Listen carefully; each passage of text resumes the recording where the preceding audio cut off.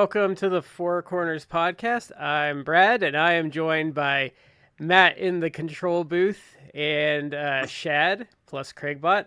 Gentlemen, how are you doing tonight? Doing good. I'm doing all right. I'm sure I could find something to complain about if I needed to. Oh, I'm sure. I'm old, so things always hurt. Yeah. The rain is here. My knees hurt. So we're doing the format a little different this week as an experiment. We're probably going to stick with it, I think.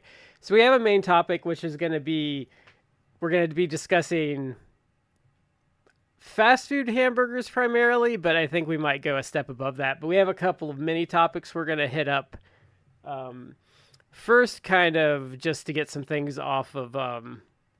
We're going to kind of do probably like two mini topics, and then we'll do like a main topic on the show going forward. So our first topic of the night is going to be, so it's agreed to in principle. We don't have like details yet, but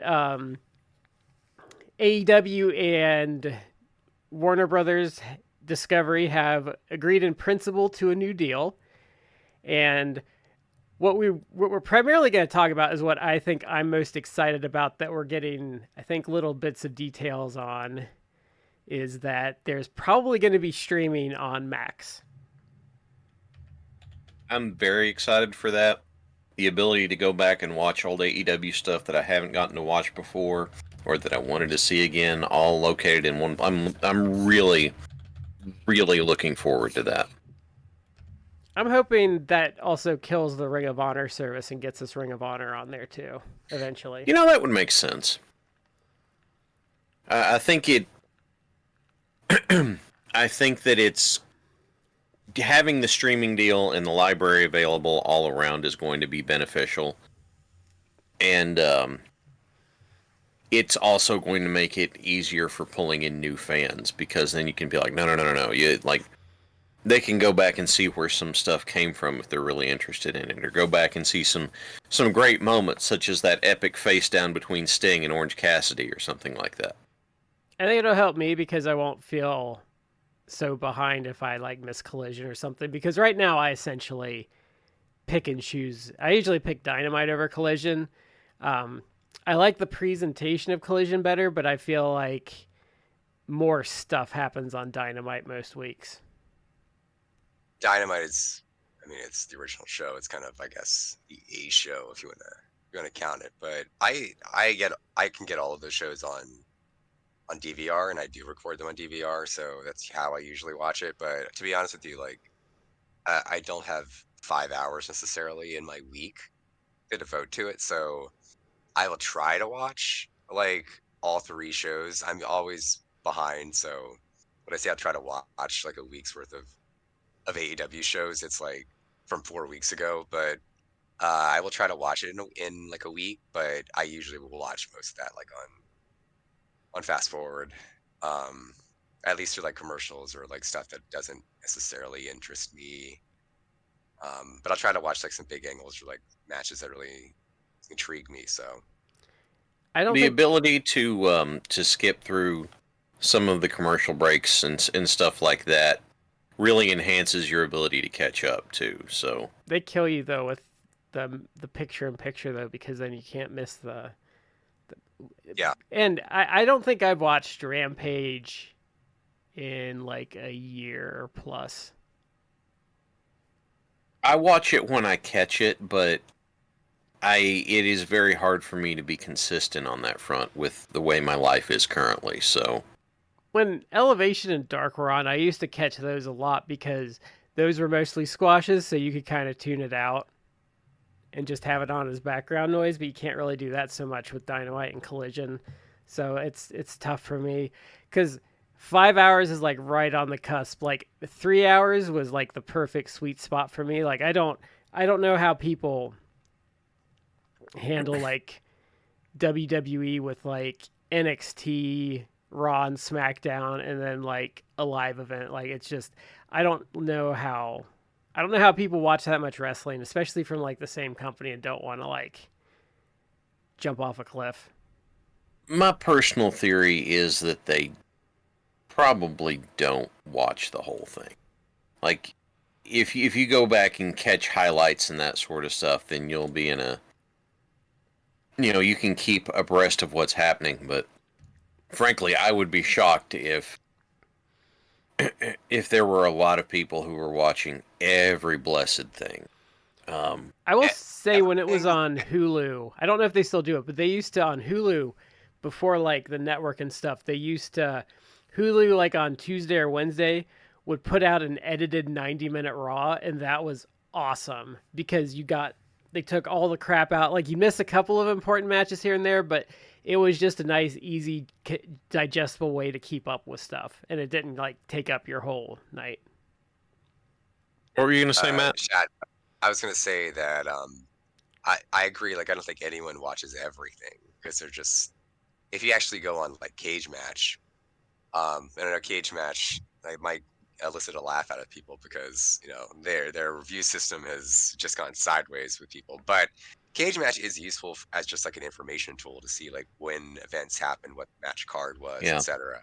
I've never given a shit about what their ratings are, but no, but generally, if you go on Cage Match, if you go on Cage Match at any given week, just look at like the week, especially like shows that are on the weekend. There's literally dozens of shows between like Japan, probably Mexico, indie scene, in America. Like there's literally dozens of shows that happen every week. So even watching stuff like on Triller or Fight TV, whatever Triller is now, like it used to be Fight TV, or I know there's like independent wrestling TV. That I actually think like Vin Gerard is behind. I think he actually owns that. But there's lots of different ways. Blast from the past.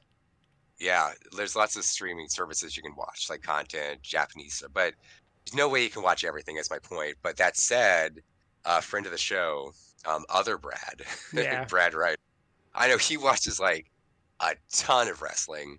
So shout out to Brad. I don't know how he finds the time because he's got a young child too. I think he's a little older than some of those PWO. Chad, some of those PWO guys watch a ton, but I don't think they sleep. So I think that's how they do it. I was gonna say I saw what I'm gonna not to call out other Brad, but he once posted like a picture. This is like from a while back of him like watching like 2 or 3 shows at the same time. It's like, how are you doing that? No, like can we talk about? I thought I had like ADHD watching TV. Like I'll be watching a show and it's like my phone, the show, but I can't watch like 2-3 shows at a time. No, that's too much. That's the best part about YouTube TV is so when football comes on or basketball or whatever, they have an option where you can put 2 games up at once or 4 games on at the TV at the same time and then switch to the audio you want to listen to, and that's awesome, especially for football because football is about perfect.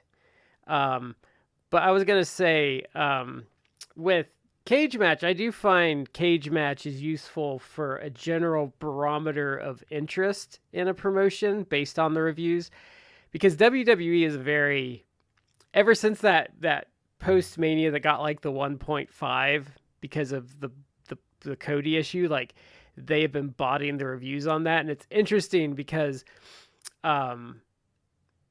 once Mania rolls around, like they start getting like it starts getting reviewed like AEW does. Like the shows are between like a high 5 and like a low 8 because they get enough real reviews to counteract the botting. Well, they did, but this morning, this is being live cast on a Tuesday. This morning, someone shared a link from the Raw last night. It had 0 ratings on it because they instituted your account has to be at least 72 hours old to put a review up, and there were literally 0. Like when I looked, it was about 10 o'clock when I looked. Someone had just posted that there was 1, and it was like a 6. That's it.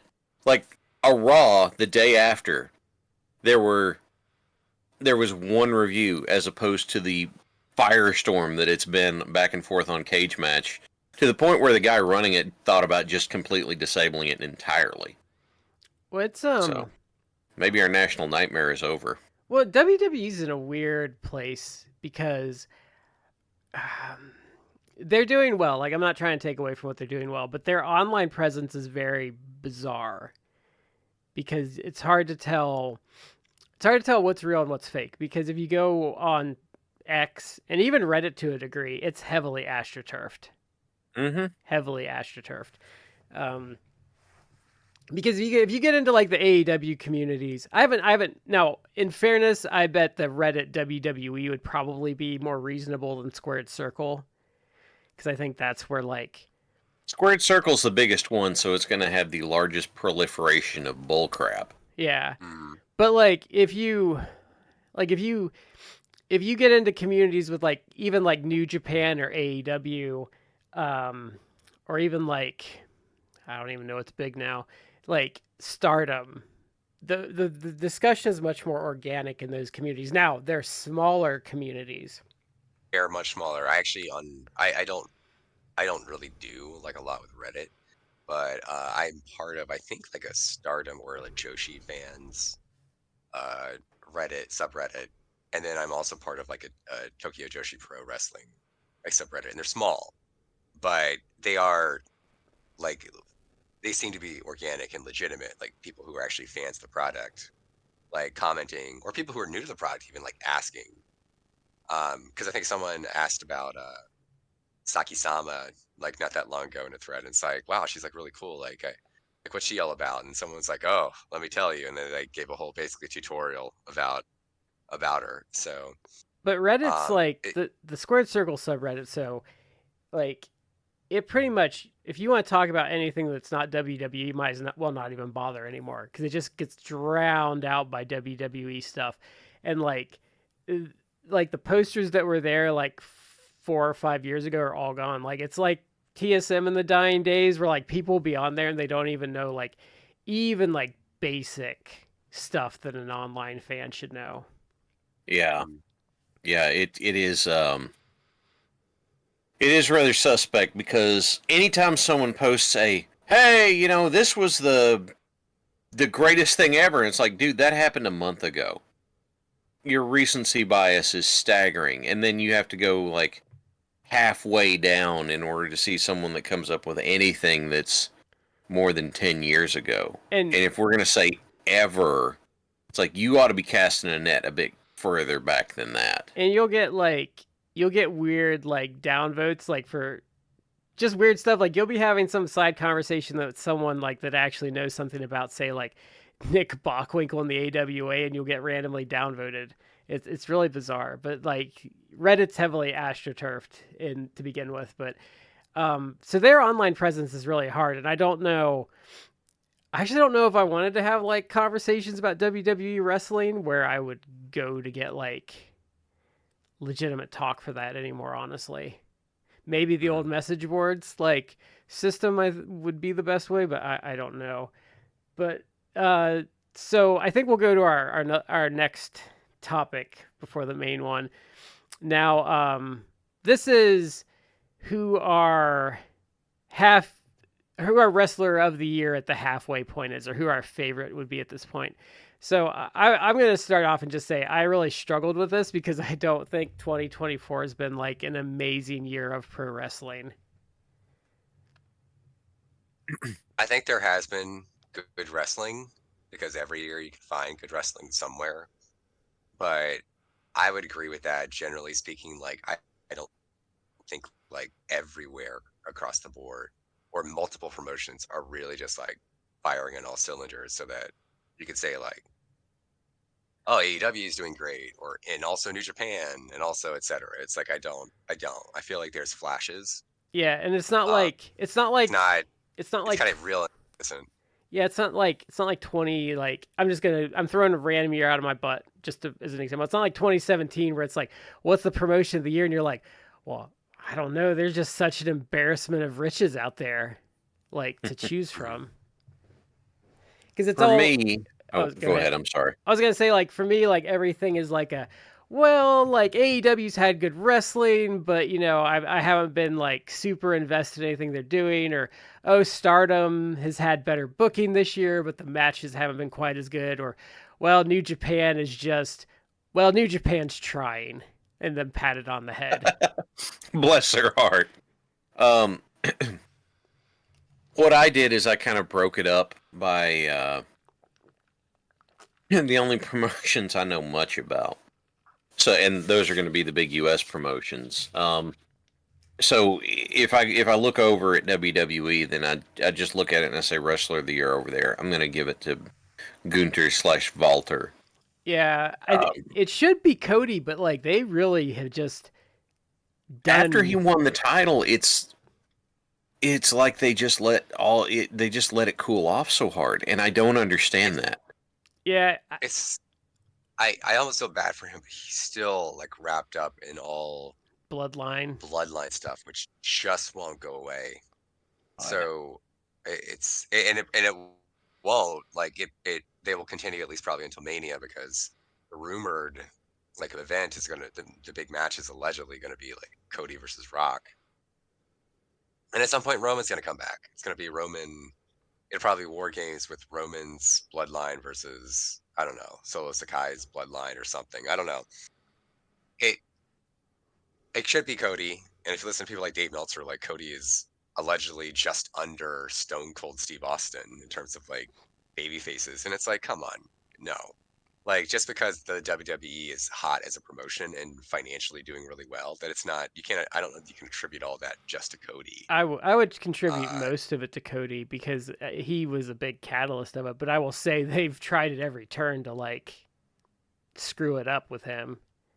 Like I I would say if they're because I would say he's their ace now. I would be comfortable saying that, I would and absolutely agree with that. I would say I can't think of anyone they've screwed over more with bad booking than Cody.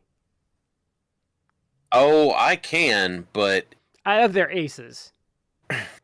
it's just the fact that you have this guy. They finally capped off this huge angle. It was a big win, and then to kind of just go, meh, it'll be fine afterward. I don't get that. Like, I'm always going to like Cody. That's never going to change. The story about what Cody did for Brody Lee's kids, like, he is ever forever going to be a baby face in my head. I Someone who's think done something positive for the Huber family is always going to stay a baby face in my head.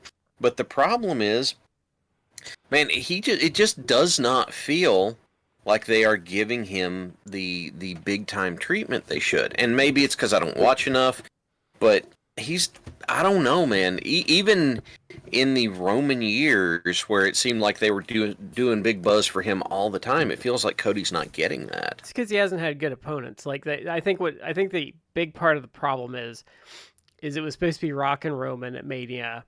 No matter what Mm. anyone's going to try and BS and tell you, it's supposed to be Roman and Rock. Roman was going to win, and Roman was probably still going to be champion right now. And Cody was either going to get it at the next Mania or at SummerSlam or something. So they switched it to Cody because of fan demand, and they were smart enough to realize, well, shit, we can't job him again because that'll just kill him. So then they put the belt on him, but they had no like backup plan. And one of the things that Triple H is really bad about is he does not deviate from his plans whatsoever. So now there isn't anyone because it could have been Gunther, but he's supposed to do whatever he's doing with Damian Priest now. And then, they're kind of stuck because you can't really use Punk I mean, Punk's hurt, but like, He's allegedly medically cleared now. McIntyre, I thought they were still hemming and hawing about if he was gonna. He announced it on Raw that he was cleared, But like then McIntyre and him are hooked, kind of tied together, so you can't go with that. Rollins, who cares?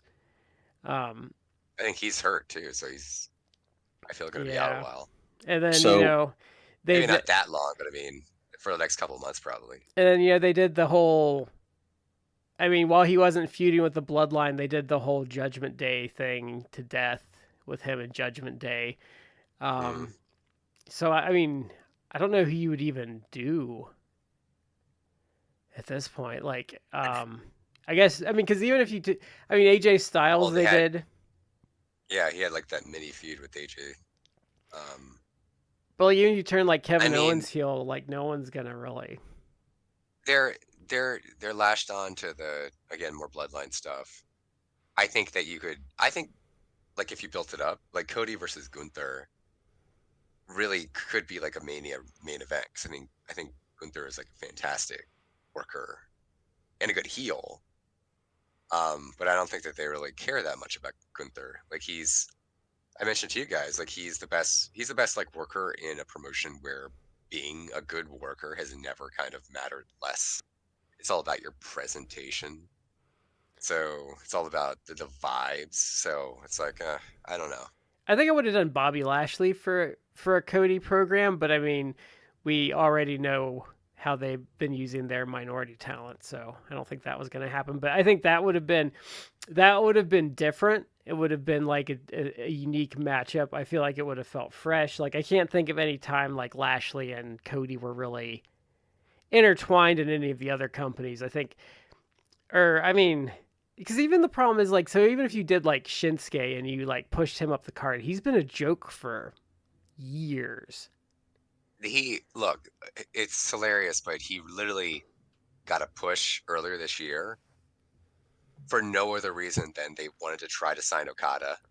And so they pushed Nakamura being like, hey, we know how to book Asian American talent. And it's like, no, you don't, but that's cute that you think that is. So, but as soon as like they didn't get Okada, Nakamura started right back to being jobbed out. I think he's lost like the most out of like any of the kind of name stars this year. Like he's lost like 40 something matches maybe, I think I read.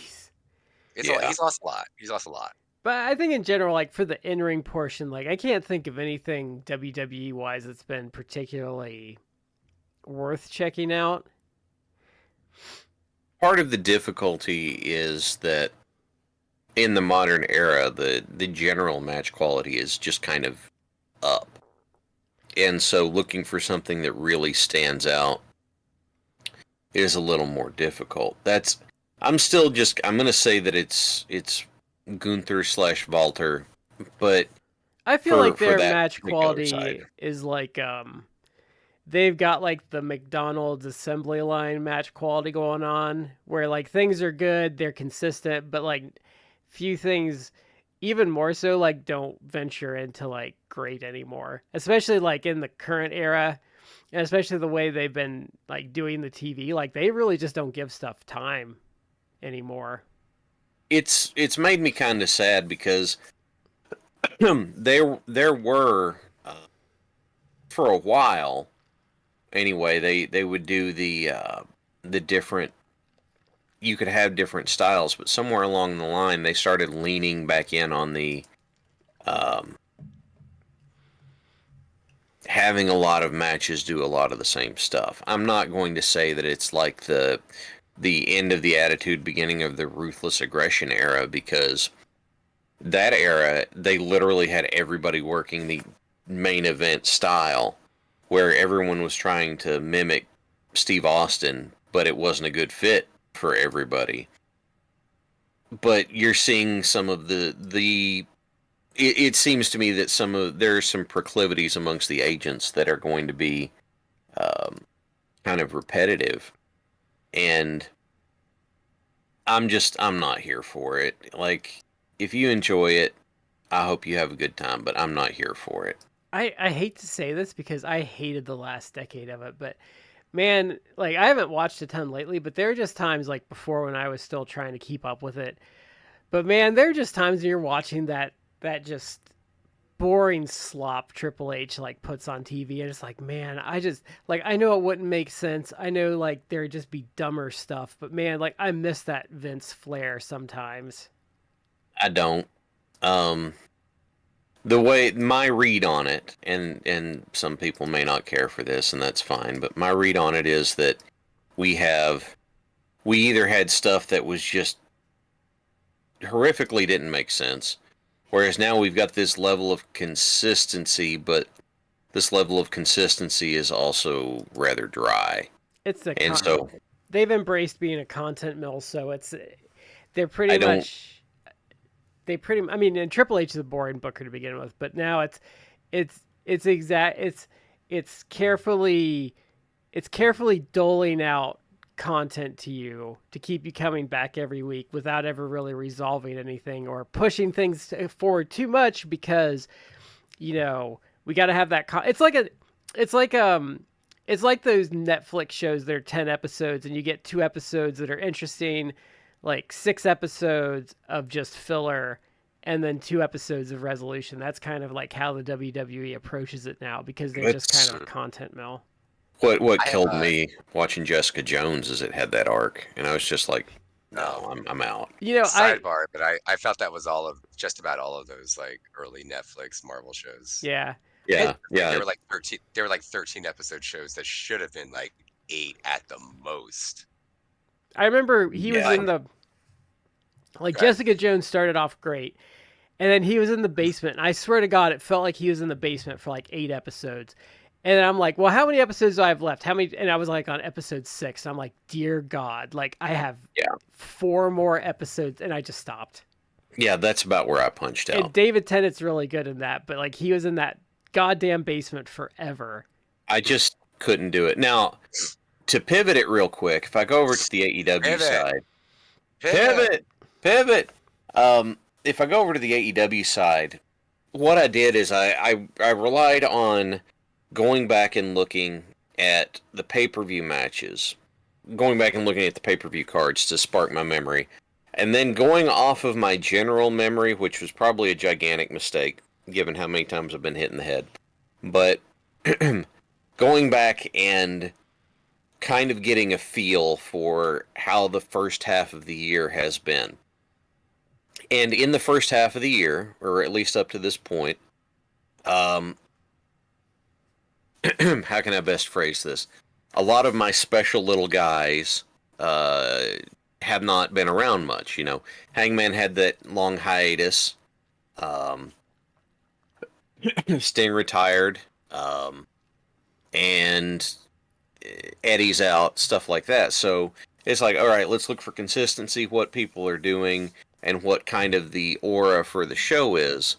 And I came up with a few options. The top one's going to be Danielson, because we're in the gimmick of Danielson's last full-time year, and he's going and doing all that stuff he wanted to do, so we're getting some good stuff out of him. He's appointment Swerve. viewing. Appointment viewing is Danielson for me. Yeah. I will use it just the Hechicero match. There was another one that was just really excellent that he did. Was the Zack Sabre Jr. match this year or was that last year? Last year, Okay. I think. I think you're Swerve, right. because Swerve has been on the upswing. And, good match. The time limit draw with Paige I thought was really good. Mm-hmm. In terms of consistency in excellent character work and solid ring work, Tony Storm. And then my maybe pick, and the reason I say maybe is because plenty of great, excellent pay-per-view outings, but not doing much wrestling on the in-betweens, and that's the Bucks. Because this new gimmick of theirs, I think, is fantastic. They play into it perfectly. You know, this dickhead EVP gimmick. They're doing a great job with it, but they're also not wrestling between pay-per-views, so they don't have as many punches on their card. So that's why I give them the maybe on the outside. So I'll say it. I'll go out and say it right yeah. now. We know who's going to win this year. It's going to be Will Ospreay. That's who Meltzer's going to pick. That's who's going to get the Observer Award. That's going to be who gets the hype. He'll probably even get the PWI #1. Like, I will readily admit Will Ospreay's been a net positive to AEW, but I don't like his matches, so he's not going to get consideration from me. He would not be mine. All three of us have talked like offline about Ospreay. Generally speaking, I agree. Like, I think Ospreay has been a positive for AEW.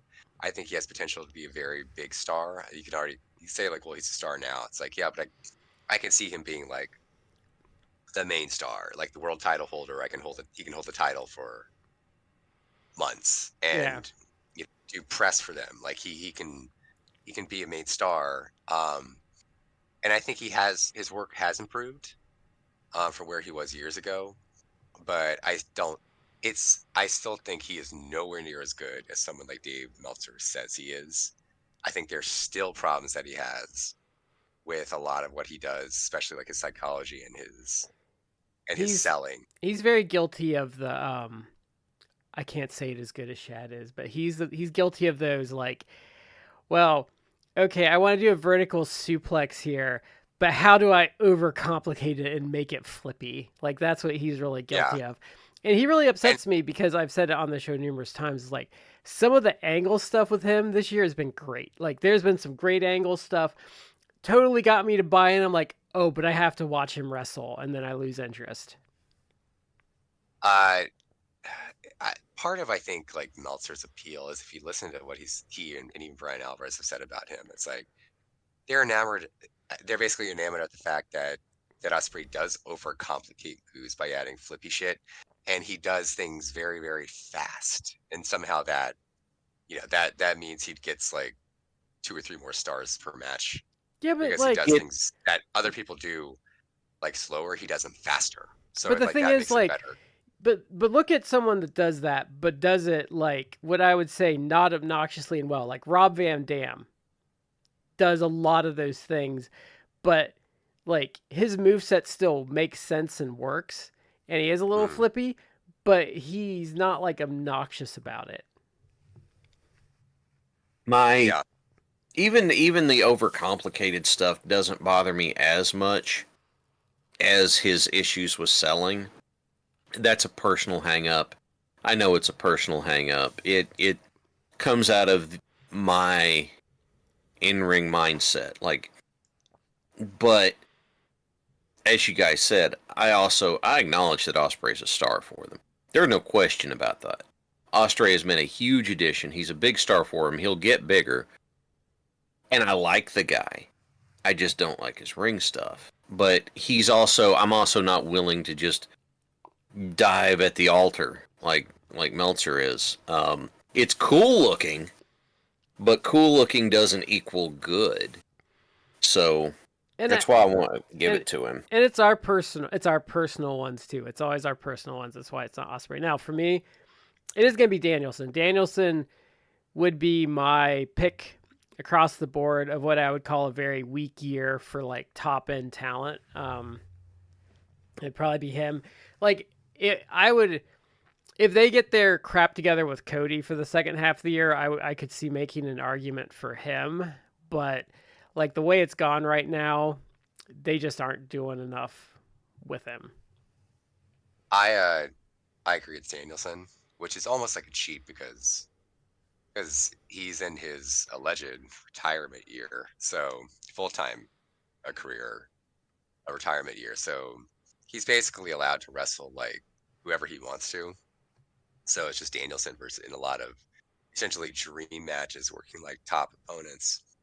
So it's easy to have like good matches when you have like the best opponents you can possibly get or your hand selected opponents. That said, I feel like his matches have been really good. I would say Like though, you mentioned the Hechicero match. yeah, but He had a like, good one with he had a good one with Shibata earlier this year too, I think on yeah, Collision. but I mean, like the Hechicero Uh, one, that could go totally, that could have gone horribly wrong. Like, I mean, mm, like Hechicero is a great worker, but there's still like, there can be clashes in those situations. And, they really made that work and they put on a great match where that could have gone wrong. Like it could have been yeah. easy. Easily they got in there and it just didn't work for whatever Mm. reason. Like I think it is a testament to him that he is getting good workers, but nothing's like disappointed so far. But Danielson, I go back and forth whether it's Danielson or Omega are the greatest of all time. And Mm, I go right now I'm leaning towards Danielson, which is almost unfair to Omega because Omega unfortunately for the last like 2 years has essentially been out, injured or sick. So he hasn't been working.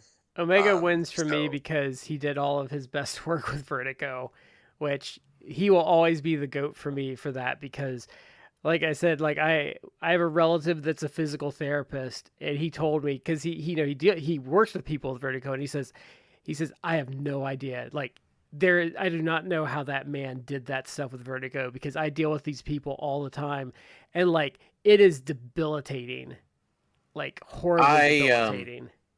I am. It's general preference. I put Danielson above Omega, not because I think there's anything wrong, not to devalue Omega's work.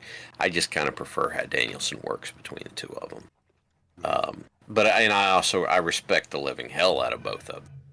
But it's like and Danielson has been consistently doing really good stuff this year. Yeah. He would have last year too if we hadn't had that freak accident where he broke his arm. Yeah. He's even cutting good promos too, which not that he was a bad promo, but it's kind of an underrated part of his talent. But he's been cutting like some really good promos this year too. By the way, Brad, I looked it up. Danielson and Zack Sabre Jr. did wrestle this year, February 11th. It was a New Japan show. Okay, That was actually the New Japan. That was actually the New Japan show that had the 10-man steel cage match between the Bullet Club War Dogs versus the United Empire, which I think was unfortunately like the last match of Alex Coughlin's career, because I think he like badly injured his neck to the point where he has to retire. But they did that match, and if you still give any sort of stock to Wrestling Observer matches, Meltzer gave that one 5.5 stars. The Danielson Zack Sabre Jr. match, which was actually, he gave the first match they had in AEW 5.5 stars too. Okay.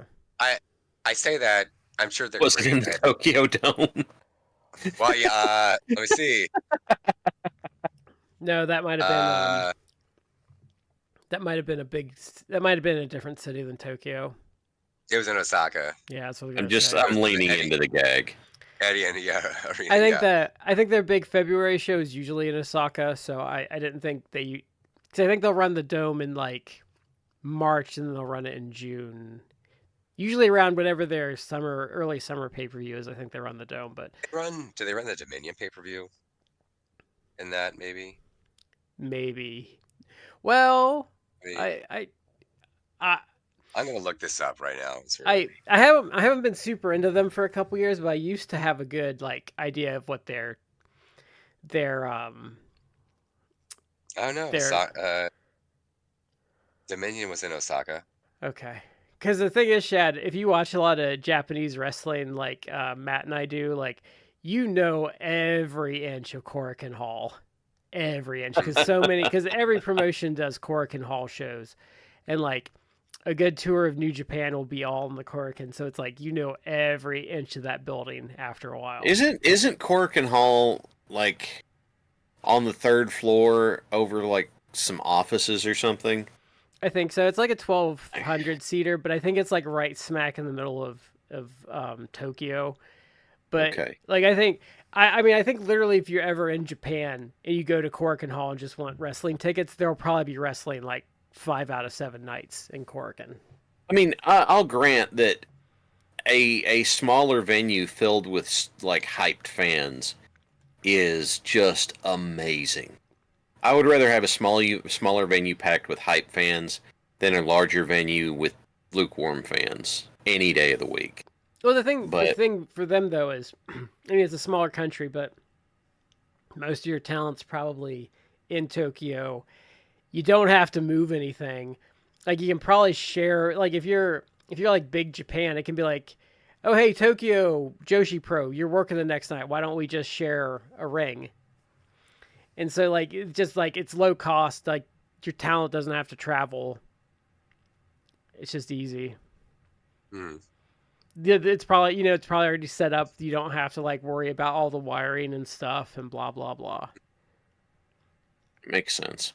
And it's like a 1,200 seater. So, I mean, like, that's perfect size.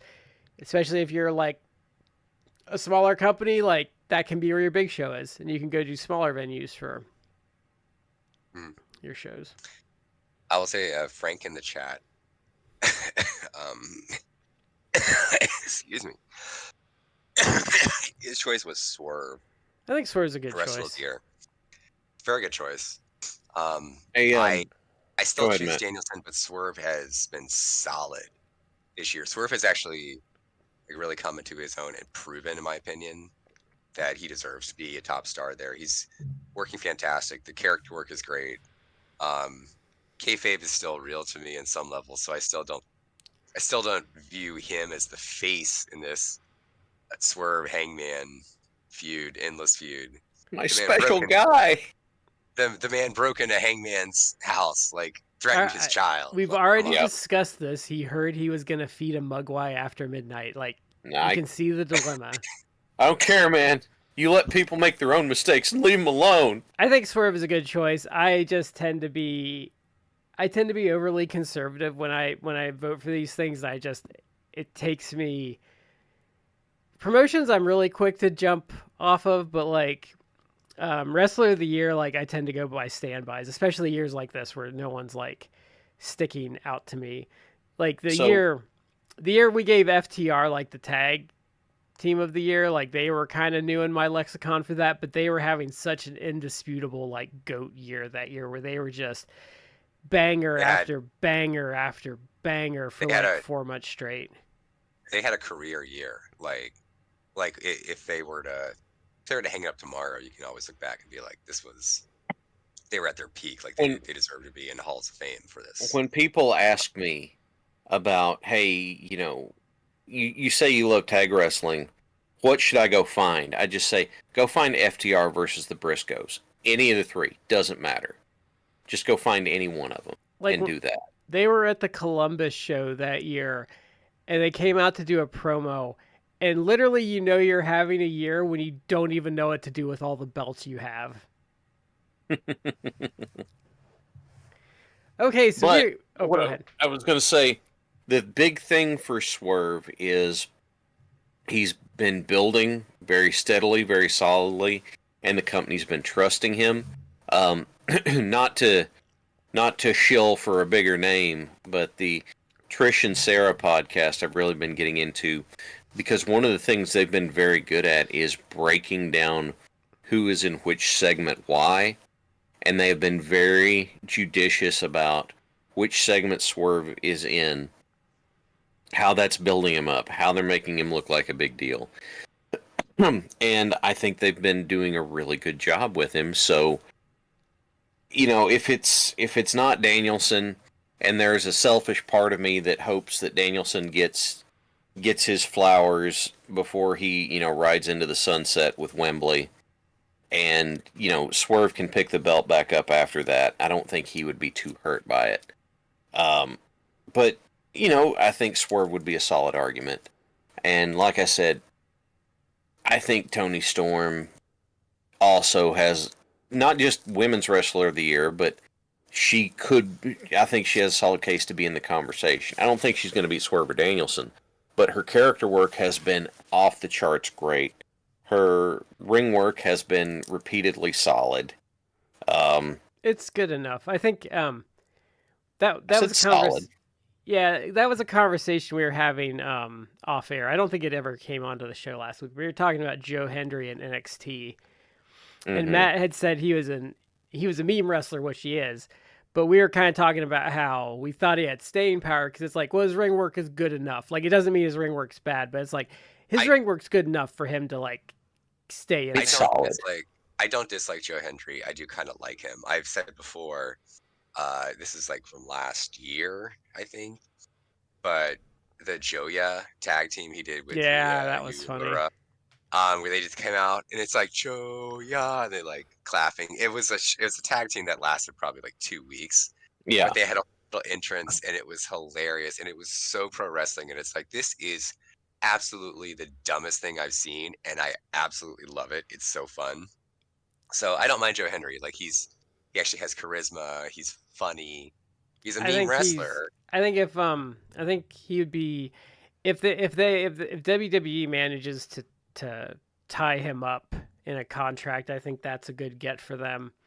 Probably Mm-hmm. will. That's unfortunate. That's the what I think people in TNA don't realize is Oh yeah, that they're going to gut your company, but they're really only going to gut it. It's like they probably only want like 5 of your people. So once they yeah. take those 5, They're gonna be like, all right, done with y'all. The rest of y'all. But I think he's a good get My for them. I think he's a good fit for them. I think he's my been a difference. I mean, he moved the needle in NXT. I know you were in an argument with a certain Ethan Page nut Oh hanger, yeah, but the funny thing was is other people were kind of replying to him and being like, "Well, no, that was really more Joe Hendry than yeah. Ethan Page." The only I preface like me liking Joe Henry. I only say that because like one of the WWE bots or AstroTurf accounts like posted something like in the last week or two where it's like, oh my god, like, look at what Joe Henry's done, it's awesome, and it was Joe Henry doing like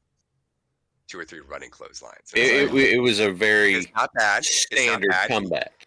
Yeah, Yeah. he was not doing any. He wasn't botching anything. It wasn't bad, but it's also like I would see like who do I pick out of like the ether? Like I would see like Big Josh do this in early 90s Yeah. WCW It's against not like Arn yeah. Anderson, where it's like this is nothing special. Like baby faces have been doing the fiery comeback. You know, he wasn't doing like twisting flips and everything like Ricochet. But I Whatever. think It's not bad. It's just like It you're was acting. it was You're acting a solid, but it little. was standard. I think Yeah, he's you're acting. I think he's a rare good Yeah. pickup. Like he's this rare thing that WWE doesn't sign. Like he's about the right age. He's young enough. He's pretty polished. Like they're not trying to build him from scratch, and they're not signing like someone that's old that's got really limited like upside. Like they're in this really weird. They've been in this really weird place for a long time, where they are trying to either train like a football player to be a wrestler, just like as an off example, or they're signing someone like Ethan Page is a good example. Ethan Page is older, doesn't have a lot of time left in his prime years. Like, yeah, he's probably he's a good positional player, but like, what are you going to do with Ethan Page? Like 2 years in NXT, and he's going to be looking. He's going to be like 40. Is going to be real close in the mirror. So I mean, Well, that's always been that's kind of the problem with Charlotte is Charlotte has always been fighting the clock because she got in late.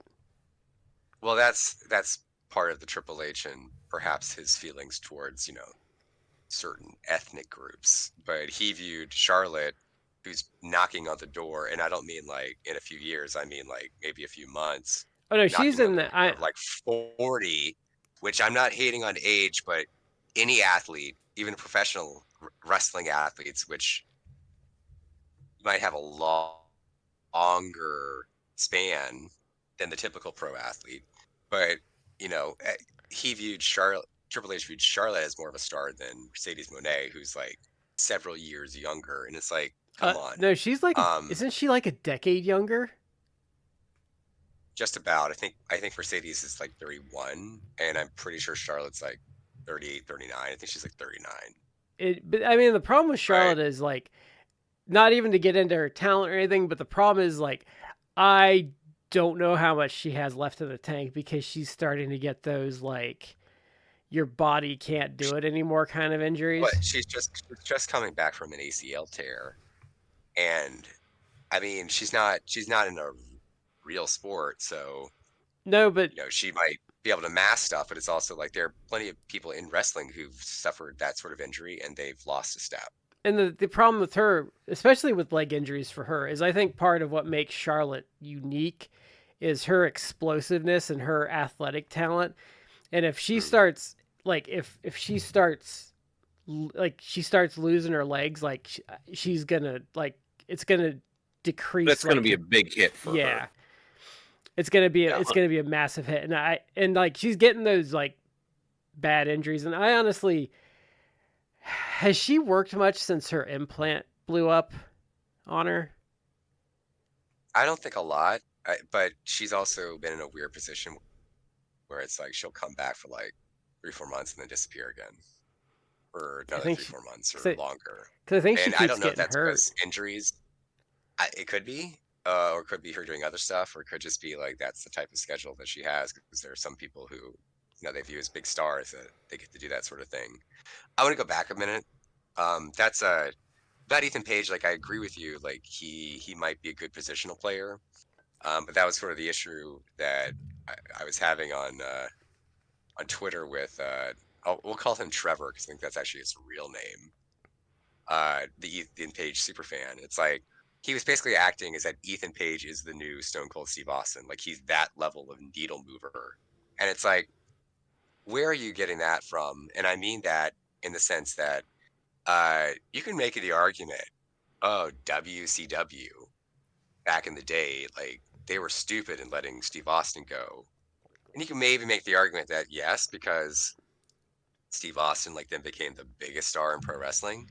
I would argue like the WWE was a better environment. He wasn't going to become the biggest star in wrestling when you have like Hogan and other guys around in WCW. But regardless, if you want to make that argument, Ethan Page has been in two big promotions, TNA and AEW. If he had this undeniable level of superstardom talent, like, do you think both companies would have fumbled him? Or is he just like at his level? Like he's positional player, be fine in your mid card, but he's not, you know, He's a guy that the if highest. He's not going to be your Stone Cold. He's not going to be right. your Rock. He's not even going to be a Cody. He's a guy that if he showed up and said, "Hey, can I work for you?" You'd be like, "Hell yeah, dude! Like, come on in." Like, he might not be your world champion, but it'd be, I think people get too stuck in that like mindset of like you want big stars, but it's like no, if like I've said that about like Disco Inferno as much as he's a lolcow now. Like, if Disco Inferno in like even now to a degree, like showed up at your door, like, "Hey, can I work a match on your show?" You'd be like, "Hell yeah, dude! Like, I got a spot for a guy like you." Like I think people get too stuck in this, like, if you're not a main eventer, you're nothing. It's like, no, like saying I would not push Ethan Page to the top and make him a world champion or even an IC champion is not the same. That's saying like he has a ceiling, but like just because you say it doesn't mean like if he showed up at your door, you're not going to be like, "Oh yeah, like here, like I got plenty I can do with you." Yeah, people Because I can put you in the middle of the show. You're going to eat 15 minutes up and the crowd will probably enjoy it. Like that's like I think that is an underappreciated attribute for a lot of That's a larger talent. issue that fans have nowadays that you see I see the discourse like on Twitter where it's like, oh, so and so is fumbling so and so. And it's like, are they? Like in some cases, yeah, maybe you could say that one out of every like 20 people, but most like they're not being fumbled. Like here's an example. Oh, Tony Khan AEW's fumbling Jay White. It's like, how are they fumbling Jay White? Jay White, who, if you actually pay attention to his booking, one is constantly used. He's always on TV in a company that has 5 hours of TV, like total. Like he's always on. Like it is rare when he is not on a segment of one of those 5 hours. Like he has a match, a promo segment, something with Bullet Club Gold or the Bang Bang Gang, whatever they are now. He is well protected in terms of like him eating wins and losses. Like he far more wins than losses, and when he does lose, it's part of like a tag team or trios where he's not eating the pin. Always made to look good. He gets screen time. He gets a mouthpiece in like a really charismatic, fun mouthpiece in Juice Robinson.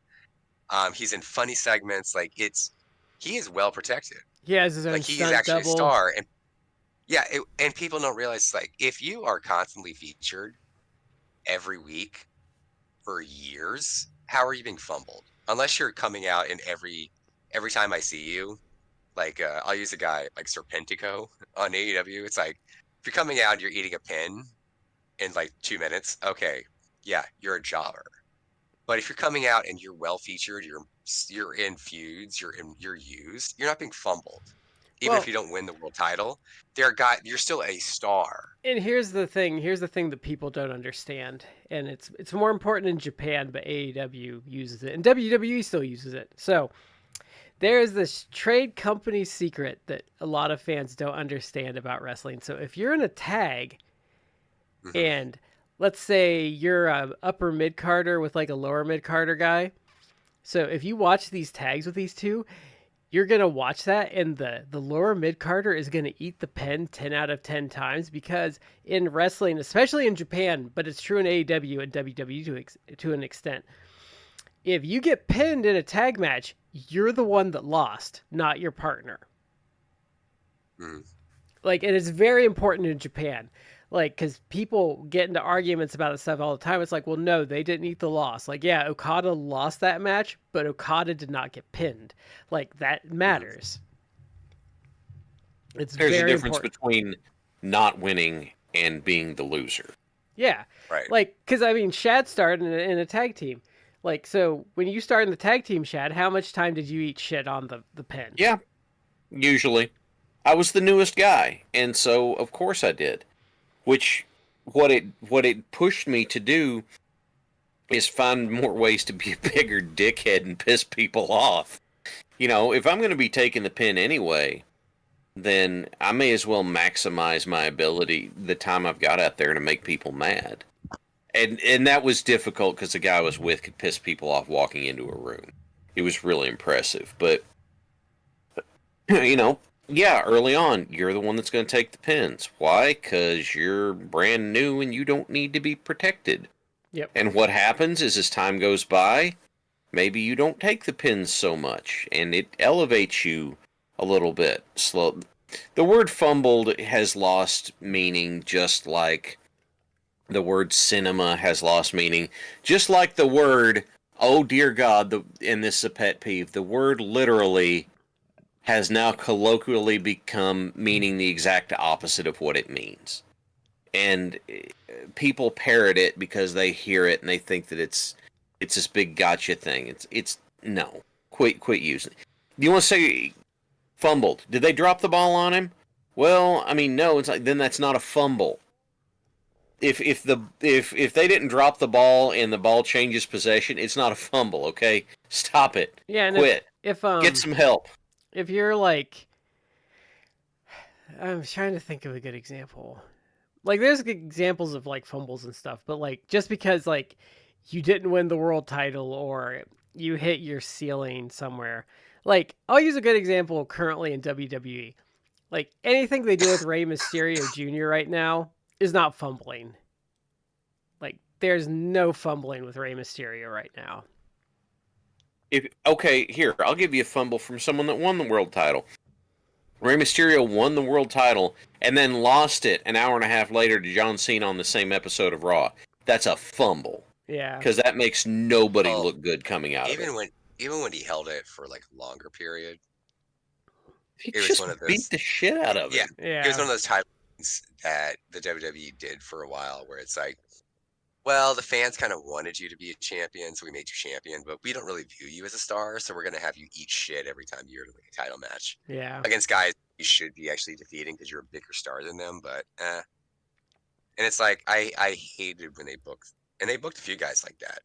They booked Jericho, like when he won the title back in the day Yeah. with that, like that.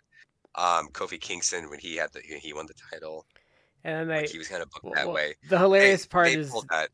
the hilarious part is they did that with Ray, and then they like real quickly reversed course, because as they got into like the years after that, they realized he was a massive draw with like the Latino audience, and then they were like, oh, we should protect him. And then they spent, I think they're still trying kind of to replicate that success with him, but I don't think it's quite worked. But I mean, Rey Mysterio is a unique talent. Rey Mysterio is not just a generational talent. I think it's safe to call Rey Mysterio a revolutionary type talent. No, I would put him, Ray, he would not be on my Mount Rushmore, but he's in that like, and I'm not saying this to be hyperbolic or anything, he's in that like Ric Flair, Terry Funk, Mizawa, like he is in that class of like elite talent. But that's what I mean. I'm saying revolutionary as someone who did something that changed the face of the wrestling landscape. I'm sorry, Matt, go ahead.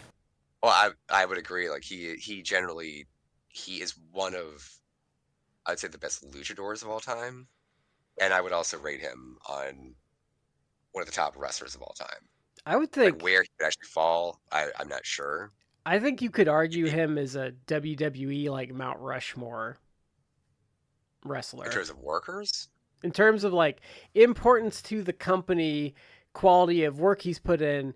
Because like I said, there is like a 5 to 7 year period where you can argue he was the biggest draw in the company because of like the demographics he brought in, especially at a time when that audience was becoming more important to their like sustaining success. So like he is a very important figure that doesn't get talked about enough if you're not like deep into like PWO or something. Like there's a lot about his run that is frankly not appreciated, and that the company was smart enough to value what he brought when they kind of started to figure it out. That's why he's so protected, like even now, is because of how much he meant to them for that time period, and still does. Oh, Corey, you gonna Listen, say? I was going to say, why don't we get on to our Yeah. main topic tonight? So, the main topic of the night. We've done these before, so this is. It doesn't have to be fast food hamburgers, but we're gonna be kind of doing. I called it the Burger Wars, and this is inspired by Burger Wars. This is because of Hulk Hogan-esque liar, The Rock, talking about his, like, I think every other year, first time eating In-N-Out burger. Well, as someone has actually pointed out, like Rock is actually like an amateur compared to Hogan. Like Rock's lie is like, oh, like I haven't ate In-N-Out before, and it's like, you tweet this every year. Like you clearly have ate In-N-Out before. Like that's your stupid, unoriginal lie. Hulk Hogan lies about being, oh yeah, let me tell you something, brother. I was once the guitarist for Metallica, dude. And it's like the most outlandish of lies. It's like, what? Rock Yeah, still, man, I knew how to play the guitar. Like James Hetfield totally wanted me as the guitarist, bro.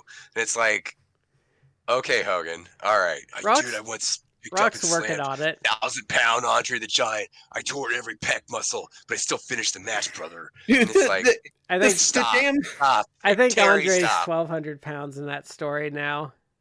the damn Hogan story when AEW ran Wembley and Hogan's like, well, no, there was this Make-A-Wish kid and I went out and I wrestled at Wembley and when I came back through the curtain he passed away. It's like, you had literally never worked a match at Wembley Stadium ever. Wasn't that like Probably one of my Ever. favorite. that was like one of ripped my off of favorite- something else too? I think it reminds me of One of my the South Park where with the hockey one, where the Make-A-Wish kid wants like Stan's junior hockey team to play the Red Wings, and the Red Wings like just beat these little kids' asses. He's like, "There's no hope at all," and he just dies. no. Yeah. I think my favorite of the Hogan lies was the lie he told when it's like, yeah, I worked like 400 dates this year, brother. And it's like, what? How is that possible? No, There's you only didn't. 5 days a year. Yeah. And he explained it's like because he was going back and forth to Japan. So with like the time difference, like the hours Yeah. equated to him working As if like that- 400 days a year. And I'm like, He, no, the he math found does the- not compute. he found the best way to make his statement sound even more bullshit. I bet I Like, could find. I bet I could find. It's dude. remarkable. I bet I could We find a could do an date where. entire show just on Hogan lies. I bet I could find a year that Flair worked 400 dates. We know that like Flair and Sting worked double shots some days, but anyway, burgers. You brought up the Burger Wars, Brad, and amusingly, my brother loves painting. Let me get one right here. Loves painting BattleTech miniatures, right? Ah, So what he did for one line that he did is it was the Fast Food Wars mechs. And the one that made me laugh the most, in the BattleTech lore, the very first mech that was made was called the Mackie. So he painted the big Mackie. And that makes me laugh. Like, I enjoyed that so much. Is there text talk on the Mackie? There is, the Mackie shows up in one of them, but it is not the subject of it. It's like one. I think I know which one that Hang was. on, it's, So I'll find out in just a second. usually we have parameters for these, but I think we can go a step above fast food for this. But so No, it's in the, Text Talks Mackie, Rise of the Battle Mech. I was wrong. okay. Anyway, go ahead, please. So for the purpose of this show, so would we be kind of in agreement that like probably one of the best or like in the top tier of burger would be the Five Guys burger. I would agree with that. One of the best things that Five Guys does is they don't overcook their stuff. And so it's still, you get it when it's hot. It's still juicy. It's still got some flavor in it. Like, that's, yes. Yeah, I'm going a long way to say yes. I would I'd rank Five Guys in terms of like burger chains. I'd probably rank that as my favorite. Now I say that saying probably haven't had every like national burger chain, or it's the regional, but like a I main think burger they're. chain that has like multiple locations. Like I can't say I've had everything, but Five Guys to me is like pretty top up there. I think they're pretty. I Um, mean, at least on our side of the country. I don't know about like West Coast, how prolific they are. I will only speak on the ones I have myself conquered. I will not speak on the burgers of which mountains I have not climbed yet. Yeah. So let's go into let's just kind of go down the list then. So I would say, despite all their problems and their ridiculous pricing, I'd still say Wendy's is probably top of like the basic bitch like fast food chains. so what are you calling the basic bitch chains? That'd be I would so say that'd be Five Guys. Five Guys is almost like specialized. Not they do basic burgers. Like that's not yeah. like you can do the fancy burgers, but it's also like So if you go in there and it's like I want some chicken nuggets or whatever, it's like no, we don't do that. We so a I would call basic like I Five think they have Guys a shakes. so I yeah. think I they would have call shakes Five Guys I've a never had. premium burger. Yeah. so what I would call um what I call basic bitch would be that'd be your McDonald's, Burger King, Taco Bell, Wendy's. Like your if you go into a town, KFC would be in there. Like it would be like anywhere you go, you would find those. Okay. Like your Um, ubiquitous like Your big fast food chains. national find yeah. them anywhere chains. So someone in the chat mentioned In and Out, and I'm gonna have to say like, unfortunately, like I'm a Midwesterner and I have not. I've been out towards the West Coast, but I've never been near one, and it would be on my to-do list. There's another one. What's is it Whataburger or something? Whataburger. So Yeah. have you had In and Out or Whataburger? Okay. So Whataburger is I don't know like how prevalent it is like in the South, but it's all over like Texas. It's like a Texas staple. So I've Yeah, had my wife is you guys know is from San Antonio. So I've had Whataburger a few times. I've my sister-in-law, my wife's sister actually lives in Los Angeles, so I've had an Out burger, and I see Soldier Mike in that loves In and Out.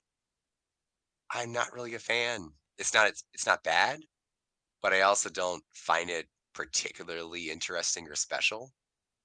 Um, it's I feel the best thing about In and Out, which I almost feel like this should point on the best stuff on the menu, like the menu items. It's you do the secret menu, and there's like all these secret things where you go and it's like you give them whatever, like the bullshit code word. It's like I want my fries animal style. It's like they're supposed to know what that is, and like let me dump I like a bunch of crap on your fries, like I loaded want my fries. fries Discovery Channel style. Yeah, they do that, and it's like, well, why can't that just be on the menu then? I could. So I feel like it's not bad, but it's also like this is nothing special to me. So that's me. But I also am from the East Coast, born and raised. So I feel like maybe there's this West Coast thing where it's like there's many things West Coast I'm like disconnected from. I'm like not Yeah. too East Coast maybe. So Whataburger, I actually feel Whataburger generally is pretty decent. Um, I've had it times pretty fine, but I've put Whataburger probably like mid tier. Like it's good, but it's also like when my wife would go back to Switch, we just went back. Um, like for Thanksgiving last year and then earlier this year too. And we're probably gonna go back for Thanksgiving again next year. And recent times, the times we went Whataburger, like we would. And it's like, why don't you go and get delicious Tex-Mex food or tacos, something like that? So we're like not bad, but also like, here I find it particularly special either. So, okay, I think that if we're gonna compare the basic ubiquitous chain stuff, part of what we need to do is define what the best offering from each one is, or yeah, what the best offering is going to be. So, like, let's say we go with Wendy's, and we're talking straight up standard burger. We're not getting fancy. So, like a Dave single. Okay. See Now, now, I'll admit I have not gotten anything of substance from Wendy's since their stupid CEO started talking about surge pricing, and I was just like, okay, bye. But I had gotten it a decent amount before that, so I'd call a Dave single their top offering. I'd call so now, probably a quarter pounder the top offering for McDonald's, and Burger King. a Whopper. Yes, it would be a Whopper, Yeah. but that puts Burger King in like a distant third. My lizard brain wants to say that the triple at Wendy's is their best offering. Well, the but lizard me that we don't want to doesn't be care about dying at 42. You know, the Jim Cornette drive-through order. I've enjoyed Burger King, but I also feel like it's probably been over a decade since I've had it gives me. There's some in my not frequent. So I don't know. The problem here with Burger King, I like Burger King, or I did when I was younger, but so you have to go into the bad neighborhoods to get Burger King now. I don't know what's going on with them corporate wise, but here they aren't doing well. But secondly, like once I hit like my mid 30s, like the other thing I don't like about Burger King is even like getting a grilled chicken there is like 600 calories. Like it's ridiculous. But yeah. I get the worst heartburn off of a Whopper. I still like the taste of it, but man, like I am gonna pay for it like no one's business. The thing that, in my experience about Whoppers, is that they just slather so much mayo on them to try and make up the difference. And it's like, look, like every now and then, if I want like, if it's around and I'm hungry, it's like, okay, fine. But I think that of the ubiquitous chains, if we're going to compare top tier burgers, I think we're going to compare a Wendy's single to a quarter pounder. And well made of each. Not like, hey, it's right before closing time. That one dude's got to get home and study before he goes back to high school in the morning, slapped together kind of stuff. He dropped it on the floor and stepped on it, but he doesn't want to make it. I would say I would pick Wendy's over McDonald's, but like a McDonald's burger is, I don't want to say mid, because mid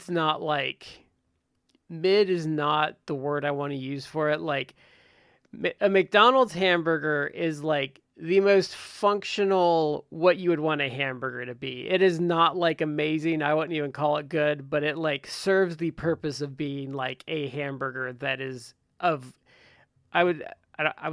acceptable to above average quality. McDonald's is so like prevalent though that for people like me who like got McDonald's a lot when I was a kid, because it was much better than it. There's something comforting McDonald's food. It's weird to say, but it's also like I agree. Like I love the quarter pounder. I'm a big boy. I like the double quarter pounder. It's like my memory taste what it tastes like. So I think that there's a comfort factor to it. I feel like Wendy's, like the quality of the burger is probably better. That said, it's like there's a Wendy's that is literally like a mile away from my house. I'm sitting right now, mild tops, and I have ate there probably like, or any Wendy's, like once in like the last 5 years. Like I don't eat I don't eat fast that food. much fast food anymore. Yeah. Yeah, I don't really eat that much fast food anymore, but to the extent I do eat fast food, like I have an almost 5-year-old and like almost a year and a half-year-old. So to the extent I eat fast food, it's a lot of like McDonald's chicken nuggets. Like, Yeah. So if I'm going to get into a little more premium offerings, another one that comes to mind that's going to be a step up. There's two of them, and they do their smash burger style, so they flatten them out on a flat top grill. I'm going to say is pull in Steak and Shake and Culver's. Um, they both use fresher produce toppings to put on them. They both also flatten them out. And so you don't get the same, like a well done quarter pounder or Wendy's single has more, like the patty isn't overcooked. There's still a little bit of juicy in it, that sort of stuff.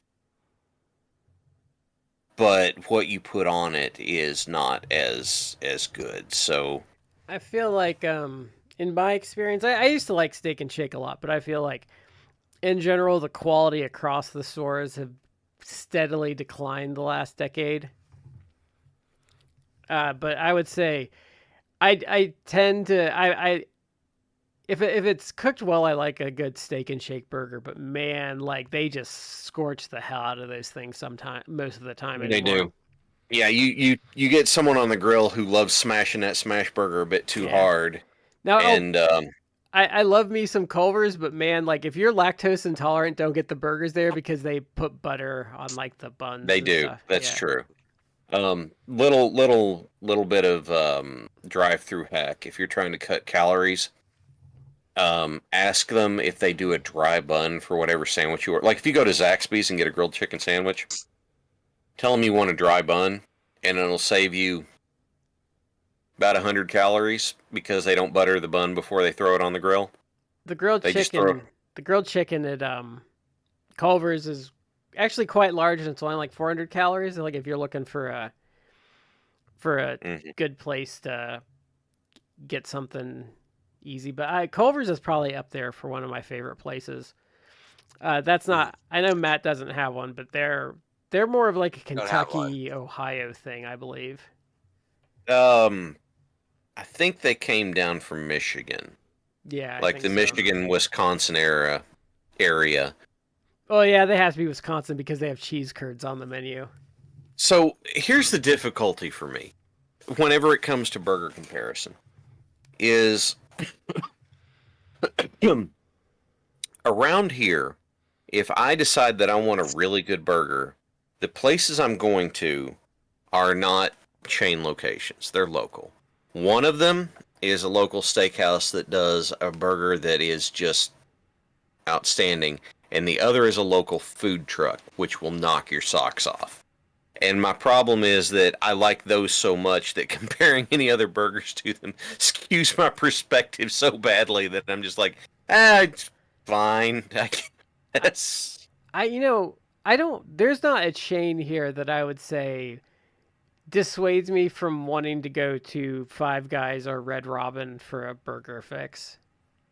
So I was gonna get into this, but like where'd you Red Robin? Because that's not. It's a chain. It's more of like almost like a sit down type of restaurant. It's not like a fancy sit down restaurant, obviously, yeah, it's a but very casual dining place.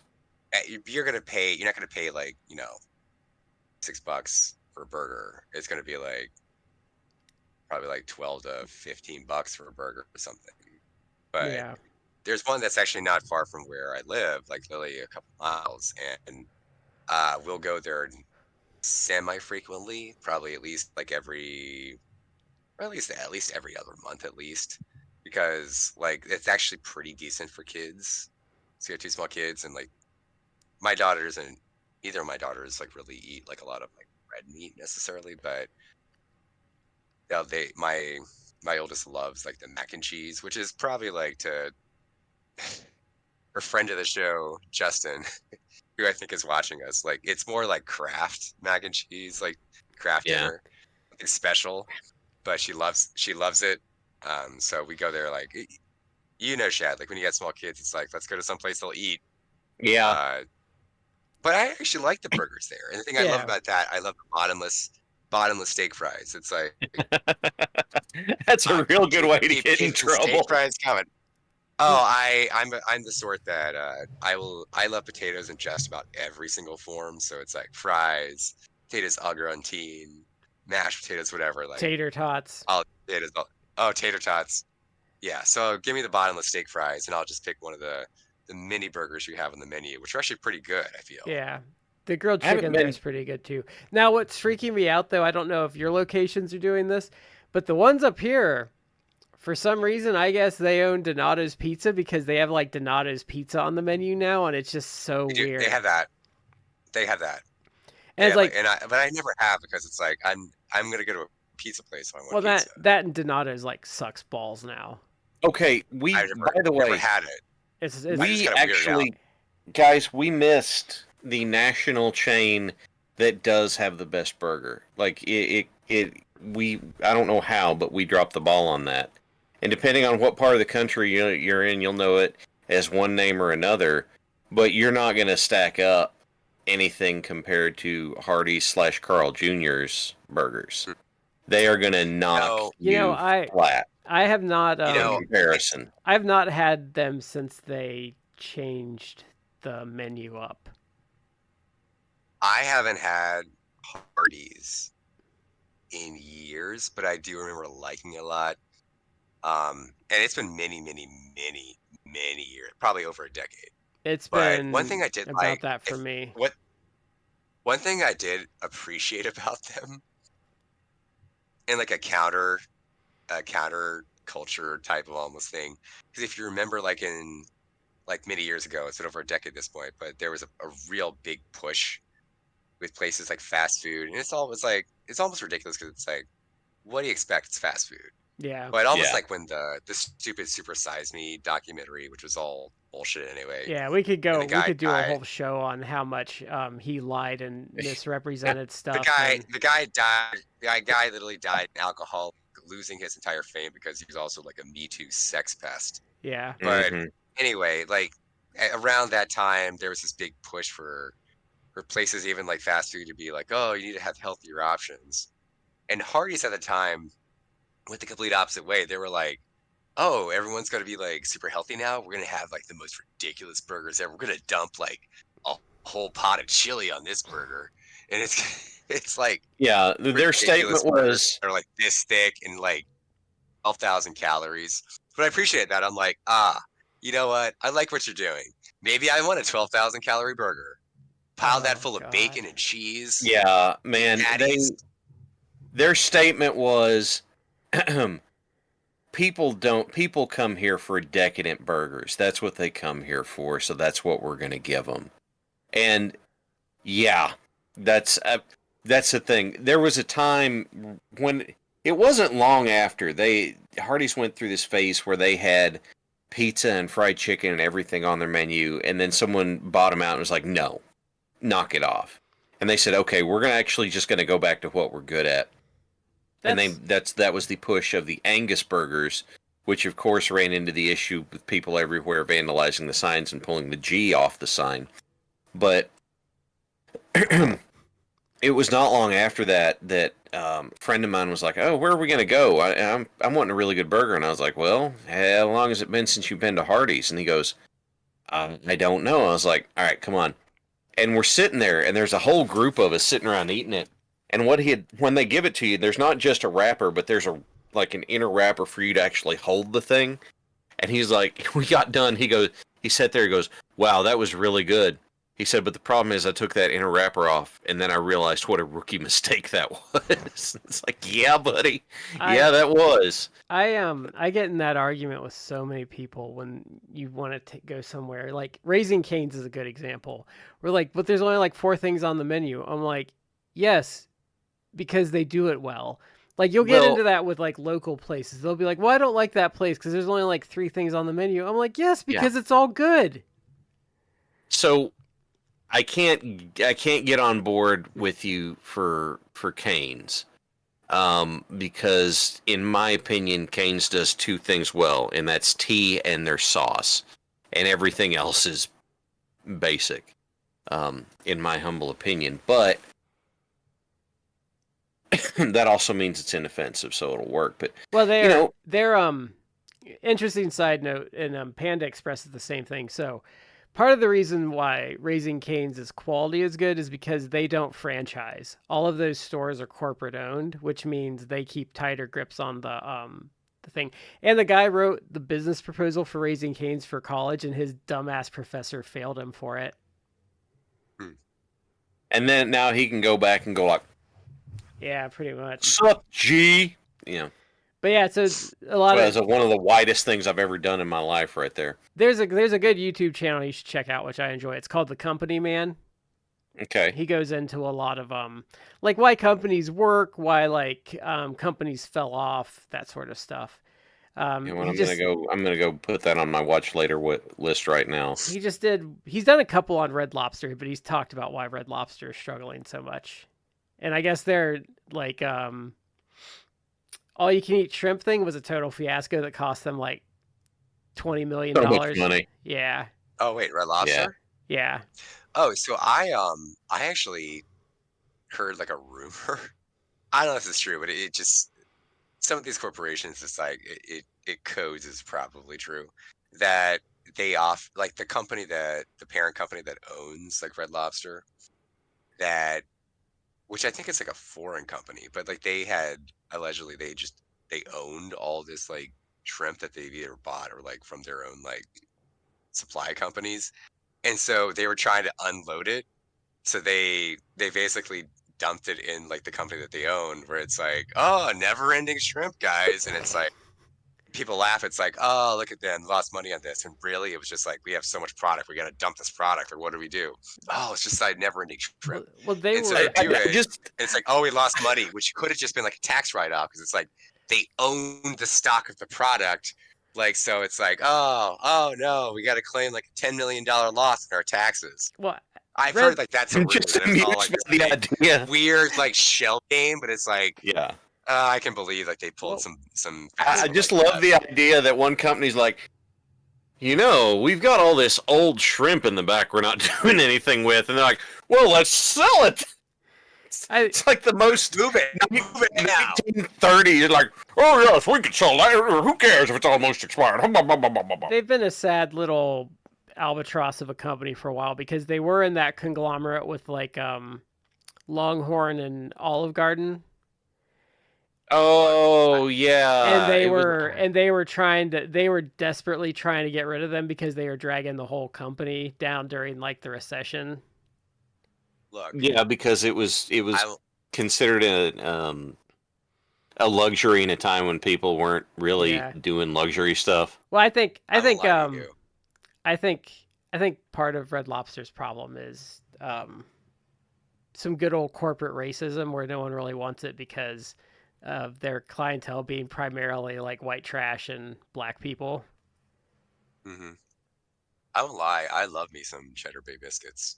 You can, yeah, but the problem is though you can buy the mix, so you don't even have to go, and the mix is better I because don't feel like it's as good though. I don't feel like it's no, it's as if you go, tasty as I went it- to a Red Lobster after I'd been eating the mix, and the Red Lobster ones are just salty. Like it's just like I think- Hmm. I think the thing that I really enjoyed was hearing the story about people saying the best thing to do is you get 2 Cheddar Bay biscuits, and then you go to Chick-fil-A and you get a piece of Chick-fil-A chicken and you put it on the Cheddar Bay biscuits Like, and eat that. well, back in the day, like back in the ye olden days of Red Lobster, like the Cheddar Bay biscuits for when you were waiting for your seat. Yeah. I'm So just then- saying, it's a combo and a half is what that is. Yeah, so let's go into some, what I'd say, some regional ones. So you guys have Sonic. Yeah.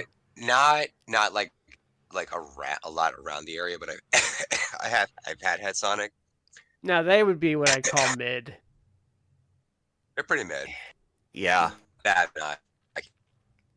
So in the same vein as Sonic, I actually wrote down a handful of ones. These might be regional too, but Checkers / Rallies. Yes, Yeah. Those actually, so they're probably more like mid, but I actually do like them. One thing I like about Checkers is that they have like seasoned fries, which are very yeah. reminiscent to me of Popeye's like Cajun seasoned fries. So Checkers always like, in my opinion, they got a really good fry and a pretty decent burger. So I like them. They're probably For It's they're me, probably more like mid tier though. They're not like it's so for weird. me, for me, We have both here, and I don't get it. Like we have a we got Checkers both and a here. Rallies. It's just so Oh, dumb. we've got rallies, and then I was gonna say with Sonic, in my mind, Sonic's big strengths are the fact that they serve tots instead of fries and like their mixed drink stuff. So Yeah, having a that's burger the on the best menu feature. is just kind of something they have, Yeah. as opposed to it being a selling point. Actually, Rallies and Checkers just got a big boon in the lolcow community because when Boss Man Jack got out of jail, he was eating a big Buford meal.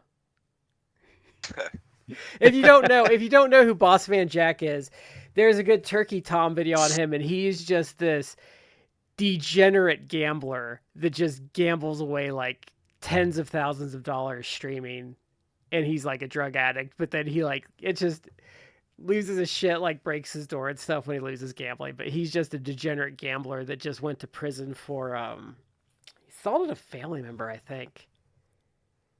Well, But he's a noted lolcow. Like that's kind of one of my new side hobbies is watching YouTube documentaries on like famous lolcows because they never so disappoint. yeah, I'm trying to think of other. I just had one on my head and I lost it. Well, Big Boy, which Matt I don't think has had. Big Boy / Frisch's. Does Big Boy still exist? Yes. Yeah. It's Wow. COVID hurt So- it real bad though. So, So- different areas of the country franchise the Big Boy name. So in like the Midwest, it's Frisch's, but if you go somewhere else, it's a different name attached to Big Boy. No, you can. So there's three varieties you can have because Ohio has them all for some reason. So you can get just Big Boy, you can get just Frisch's, or you can get Frisch's Big Boy. So there's three like naming conventions of it. So where I live, probably a mile away from where I live right now.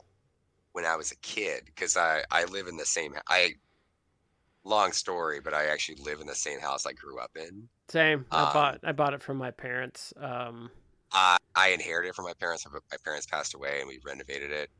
But I lived away for like many years. But I mean, Yeah, same. once I renovated it, started having a family, like moved back in here. But from where I am, growing up, there was a Big Boys that was like a mile away from here. Like I could walk to where it was. And they had like the Big Boy statue out front. Mhm. And I always like, as a kid, I always like thought it was so funny and cool. But I can't say like I ever ate there. So I know of it. I know of its existence, but I'm like shocked that I thought that was something that died out like No, so 30 years ago. COVID hurt it real bad. Like there's one left in Columbus, and they pretty much said the only reason they survived is their drive-through was doing gangbusters. But most of them, and I think Shad will agree with this if he lives near any of them, most of them survived solely on their breakfast buffet. Okay. Here's the thing about the breakfast buffet at a Big Boy. The eggs aren't is real. that it's the giant pans of bacon they bring out. Oh, yeah. And I'm not kidding. I mean like the full catering, full size, stacked to the top trays of bacon. And they're like, yeah, sure, it's here on the buffet. It's like going to a Shoney's buffet, I've never but been they to have Shoney's. less stuff.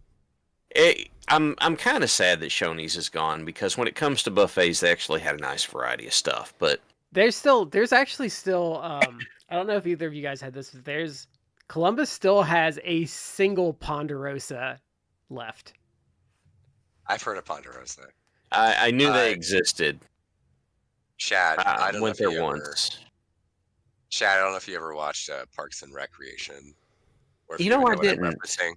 Oh, But okay. yes, I know what Uh, you're getting ready to reference. your reference, it reminds me of the Ron Swanson when he goes into a restaurant. It's like, I want you to give me all the bacon and eggs you have. He's like, wait, I think you may have heard me say, give me a lot of bacon and eggs. I mean, I want you to give me all the bacon All the and eggs. bacon and So eggs. Yeah, so I've seen that one clip at least. I like Big Boy, but they pulled the Oreo scam on us though. So if you don't know what the Oreo scam is, to you youngsters out there, so a double stuff Oreo is what a regular Oreo used to be. So they took all the delicious insides away and then sold you My the old mind ones is as a new actually one. blown. Yes. Like, So Big Boy has the Big Boy. That's like their feature one. But they made the Big Boy smaller and then introduced the Super Big Boy that is just the Big Boy. Like, so you don't know that that's what they did with the Oreo? Like when we were kids, like that. I I I ate Oreos probably as a kid, not frequently, but I just don't eat Oreos that often. So I can't tell like, oh, this is how big it was back in the day. Like I don't really have the frame of reference, I guess. If you get like a Right. regular Oreo, there's barely anything in there anymore. Oh no, Brad. There's now Oreo thins, where everything is thinner, the wafers and the filling. Hmm. I always hated though. I've had them before, but it's the worst brand name ever. But the Hydrox. You know, here The brand name, the I'm super gonna make brand Brad, or I'm version gonna of make Oreos. I'm gonna make Matt shudder. They brought the Hydrox back too. Someone bought them and put them back on the market. Can you believe? And the sad thing is, I think the Oreo is the knockoff too. Yeah, Hydrox came first. Yeah. But if you here, I'm gonna make Matt shudder. If you go to Aldi and get their Oreo style cookies there, they're actually really good. And there's more You filling know, to them than the regular Oreos are. so my wife and I actually got like a coupon in the mail for Aldi, so I think we were gonna try to go sometime in the next few days. But I don't really like. There's one that's literally like half a mile from where I live, and I just don't feel like the quality of most of their stuff is that great. No, it's But pretty. Most of the ironically, what I think I mentioned this to you guys before. For those who drink, they have like a Malbec wine, or at least they used to, at Aldi. That's like $7, and it is like shockingly good. Like a $7 wine. It's like this should be like 20 bucks. that It's like that's that the thing decent. about Aldi, Matt, is so many things are brand name but rebranded to go into Aldi that you're gonna be like, this is shockingly good for how much I paid for it. That's kind of their deal. One, So a lot of their stuff is on European standards. So like if you have a soy intolerance, they have a lot of stuff without soy there. Like a lot of their stuff doesn't have that in there. But like Shad said, a lot of their stuff is just name brand. But a lot of now, companies do that though. People don't realize like a lot of your generics at the store, like the same company that puts the stuff in the name brand just puts that in a bag with an off-brand logo and ships it too. from Oh, I know my that. I know. understanding, ketchup is one of the biggest offenders for it. Not Heinz I though. know. Heinz is definitely doesn't doesn't lower themselves to that sort of thing because you can tell when something's not Heinz. Like What were you gonna I say, know. Matt? I know Costco, like obviously big box retailer, but Costco, a lot of their Kirkland brand stuff is actually it's actually name brand stuff that I guess the name brand just has a surplus of stuff, so that or they just sell it to Costco and Costco rebrands it as Kirkland Yeah. stuff. It's literally the same thing. So So you're not if you paying. buy a yeah, if you buy like a Kirkland product and it's like, oh, this tastes just like insert brand name here, it's like because it probably is. Like Yeah. it probably just yeah. There's a lot of that happens where they just don't pay for the branding on it. It's the Yeah. same stuff, but you're not paying for the branding. And the only thing off the top of my head that is not not as good through Aldi really is the Doritos. They're not. Nobody is able to replicate Doritos. Just can't do it. I don't think I've had the Doritos. Like all their chip brands have been largely fine. Yeah, Um, but the Doritos are off, and you know they I, are. I will tell you what the best snack food they have there though is the pub style pretzels. It's $2 for a bag, and they're amazing. Oh, and They've their got a lot of really good stuff. their off-brand Slim Jims are pretty good too. Yeah, they they do. They straight up just taste like Slim Jims. They're a So little different, like the consistency's a little different. I was gonna say that's part of the problem that you run into with generics, at least for me, is like sometimes the taste is right about there, but like if it's a cookie or something, like this is a little too hard. Like that's where I run so into. one of the things that I have pieced together, because every now and then I'll just go and get something at Aldi because I'm curious what it matches up to. And at Aldi, if you go and get their Summit, it's Summit brand is one of their store brands. If you get Summit brand cola, it doesn't taste like Pepsi or Coke. It tastes like RC. Oh, So that's what that tastes like. Because I get it every now and because usually my preferred, I actually like it better than the Diet Coke or Diet Pepsi is the Diet Big K is pretty yeah. good because it doesn't have the diet aftertaste. But I get some every now and then. I'm like, what does this taste like? And now that the second you said RC, I'm like, oh yeah, that does have that weird like sweet to it that RC does. It's it's still got the cane sugar in it instead of the corn syrup. Isn't RC dead? No, Wow. nope, RC's not dead. I could go to one of my local stores and get you two varieties of RC, three varieties of RC right now if you wanted it. I will say I'd go to Meyer every now and then because I get a little hankering for some Fago. You can get Fago at Meyer. Yeah, because I have to explain to that what people is because sadly Fago is known as like Juggalo food The now. ICP. Yeah. The ICP. And it's Yeah. like, no, there's plenty of us Midwesterners that liked it before clowns ruined it. Ruined it. I mean, you can still get it from Dollar Tree also, but Have I seen it at Dollar But- Tree before? Usually But- Dollar Tree has the tall boy like diet cokes. Okay, that too. but we do Burger have stuff. you mentioned it and then we didn't talk about it, but Smash Burger. Yeah. And it, like I said, as far as I'm aware, that's primarily the dominion of Steak and Shake and Culver's, and I can't think of anywhere else off the top of my head that does that. Well, Smash Burger. There's a place called Okay. Smash Burger. Here's the thing. I would have to see a sign from one of the ones you've been to see if it's the same kind of ones that run down here. It might be. It But probably is, but because I think they're green and white sign. oh, I'd have to look. I haven't like been in the physical location in a while. Okay.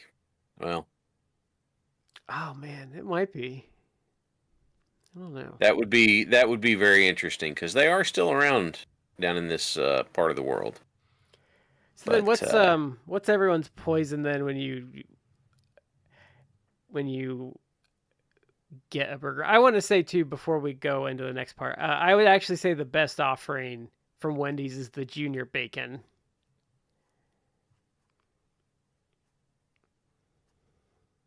My aunt, Baconator, but I haven't really had Wendy's that often. Son of Baconator, if you're watching your calories, isn't terrible.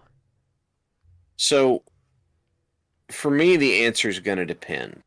Am I going for I just need like some food and the line is short here, or am I doing like no, I want a good burger, and this is what is around right now. Because if I'm just like super hungry, line is short, it doesn't matter. But if I'm like, I want really good burger, but this is going to be a drive-through thing, I'm going to Hardee's.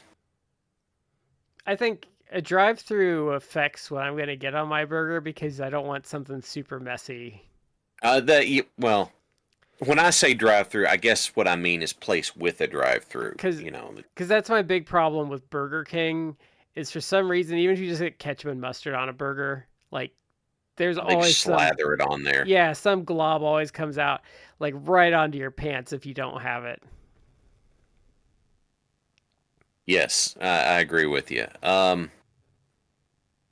Just for variety, if I'm trying to compare apples to apples at places, then what I'm doing is I'm trying to compare.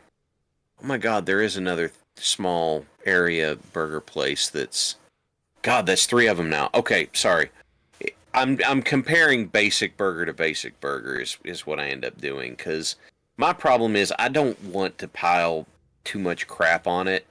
If I want a burger, I want to taste the burger. Yeah, that's why I I don't don't. want. That's why I don't like lettuce on it. People are like, why don't you like lettuce on your burger? Like, because I don't want to bite through some wet, cold like leaf to get to my delicious. You And know, I thank you, Brad. I am something of a purist. Like I like on my burger, I basically like I'll take some condiments like, ketchup, mustard, whatever. But it's pretty much just like the bun, meat, cheese, and then something like maybe bacon. I like I the guess occasional egg on there. Oh, a hen Egg's house fine. burger. Yeah. I love a good hen house burger. Well, we Four call it- places, four local Oh, places. Oh my God. I don't know that I've heard it like called hen house burger. It's But, the Royal Red at Red Robin. I'll take sometimes like some specialty like vegetable toppings like an avocado or like mushrooms or even like onions per se. Like not like I'll say more like grilled onions, not just like raw onions on top. Something like that. But like lettuce, tomato, no. Like I feel like the taste of that overpowers either one of those. So I'm like, no, I don't want lettuce, tomato. I'm the same way with Doesn't taste- pickle. Like no. I hate when they put pickle on your No, burger. pickle, fine pickle on the No, side. Fine because side. no, because here's why. Pickle pollutes everything that it touches. I hate when you get a burger or something and they just wipe the pickle off. It's like, no, it still fucking tastes like a pickle. Like it ruins everything it touches. Like if it's on your plate, like anything within like a couple inches of it is gonna get like pickle on it. Pickles are terrible. I don't mind pickles, but I want on the side, just on the side. There's a New York style deli here, and they just have like when you go to get your food, they just have these big like vats of like pickles you can like get for free as like an app. Mm. And then I think Ted's does pickles for an app too. Or no, you get free pickles when you go in.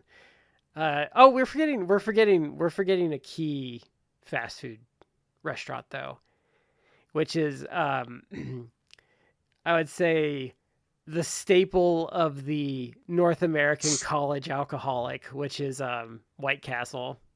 I was gonna mention. I have a couple that I was gonna mention as like honorable mentions or just curiosities, but I have White Castle on that. And it's funny you mentioned that because I feel like I've only ever had White Castle drunk. And it's not good. And anytime you eat White Castle, it's like you're gonna pay for it gastrointestinally later. But there's something like being drunk and getting like eating like a dozen White Castle sliders. There's You'll hate yourself afterwards. You'll hate yourself in the morning. I had a coworker. It seems like a good idea when it's like 2 a.m. and you're drunk. I had a coworker that came up from Austin like years ago because she was just coming to see the office and stuff, and we were friends. So I took her to a local place for dinner. And it's like the next week she went back and she's like, "Why didn't you tell me?" I'm like, "What?" It's like, "Why didn't you tell me you had White Castle?" Like I haven't been to because she was like from like Missouri living in Texas. She's like, "I haven't had White Castle in years. Like all I could get is the frozen. It's not safe." Like, well, I didn't know you didn't have White Castle. I have to admit, I have never had White Castle drunk. Every time I've had White Castle, it's been a sober decision. I usually get the chicken rings. That's somehow worse. I usually get the chicken rings. The burgers are kind of gross. There's also the southern counterpart. I don't know if it's the same company or if they're just like Crystal? Yeah, Crystals. Crystals. So my family is originally from Augusta, Georgia, which is just across the Georgia border. It's like on the border between uh, Georgia and South Carolina, to the point where literally like the Savannah River crosses, and like North Augusta, you literally cross a bridge, and the bridge is not even like, let me cross like this half a mile bridge. It's like, let me cross a bridge that's like a football field in length. Mm-hmm. But you cross the Savannah River, and you're no longer in Georgia, North Augusta. You're now in South Carolina. So like that's how close it is on the. It's literally a border city between Georgia and South Carolina. But they have crystals there, and whenever my family would go, me and my family, like my parents and I, would go down to visit family or check on the property that we own, which is really like my family home in Augusta. Oftentimes we'd eat at Crystals because it's like fast food and cheap. So It's I have right like an there. affinity for Crystals, yeah. But I haven't had Crystals in probably like 8 years, maybe. They're still Like, around. I it's saw not one. great, but it's very much like White Castle. I saw one in It's- Nashville. That's the only time I've ever encountered it. The best location on the planet, because like they know what they're doing. It's right at the termination of Bourbon Street in the French Quarter of New Orleans. Because when you've been out drinking, just getting absolutely tanked, like where are you gonna stop? You're gonna stop at Crystals at like 3 a.m, and you're gonna just like pound some sliders.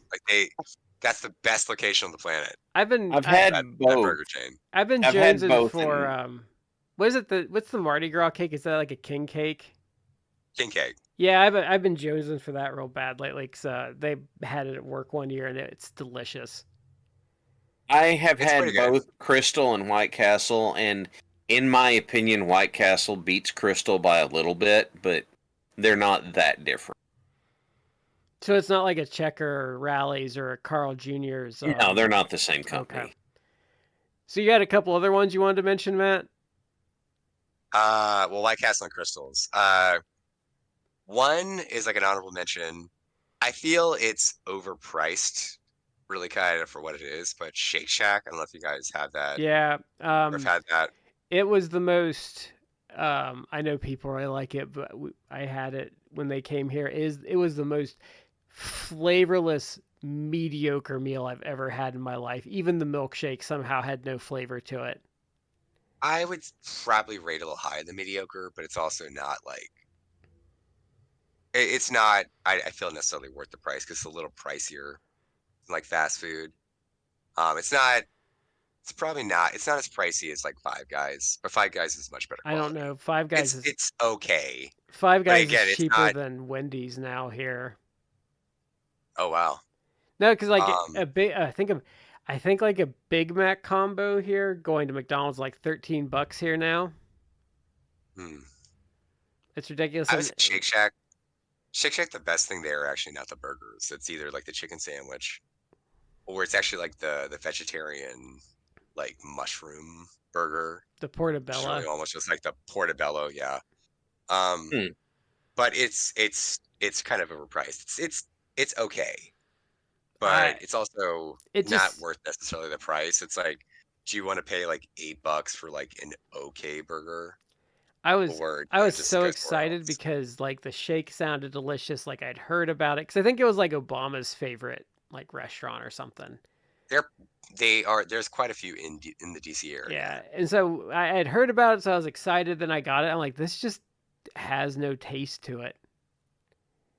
I've thought about going a second time and like trying to see if they redeem themselves, but it was just so like it wasn't bad. It just was kind of like, okay, this is like definitely something I put in my mouth and digested. Yeah. And the other one I was going to list is it's Curiosity, which is Jollibee, which I don't know if you've even heard of that. No, what is that? I know Justin knows about this because I think they're in Canada. It is the most bizarre. There's one that's actually not in my geographic area.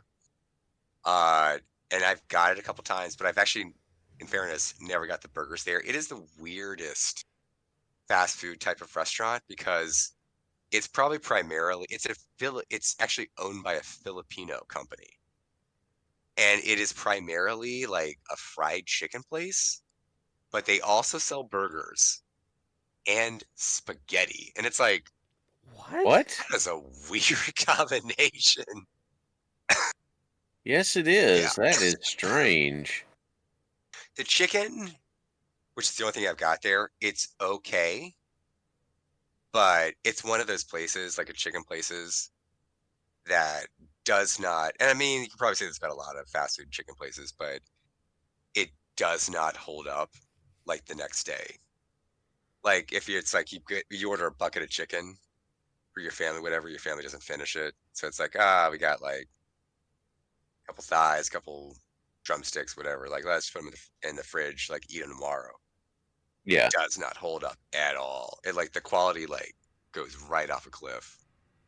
So it's odd, but it's like it's a weird combination. That's why I say it's more of a curiosity than a recommendation.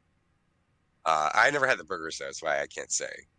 But I'm pretty sure they're in Canada because I've mentioned it to a friend of the show, Justin, and he's been like, "Oh, they have those here." So I've never actually had Dairy Queen burgers, They're and fine. Yeah. I know they have this in other places, not around me, but I know in Canada they have it. I think in America, but A&W, like I've Yeah. never had Yeah. that either. I And tend to get A&W's a shredded chicken place for me. I was gonna say a Burger King. I mean, a Dairy Queen burger is a Burger King burger executed properly, is how I would describe it. Okay. so there, Flame broiled, flame broiled, not bad. I can take you to the training store for the corporate A&W location if you ever want to go there. It's fine, but frankly, I think it's too expensive for what you get. I mean, if I'm going to an A&W, what's the big selling point for me?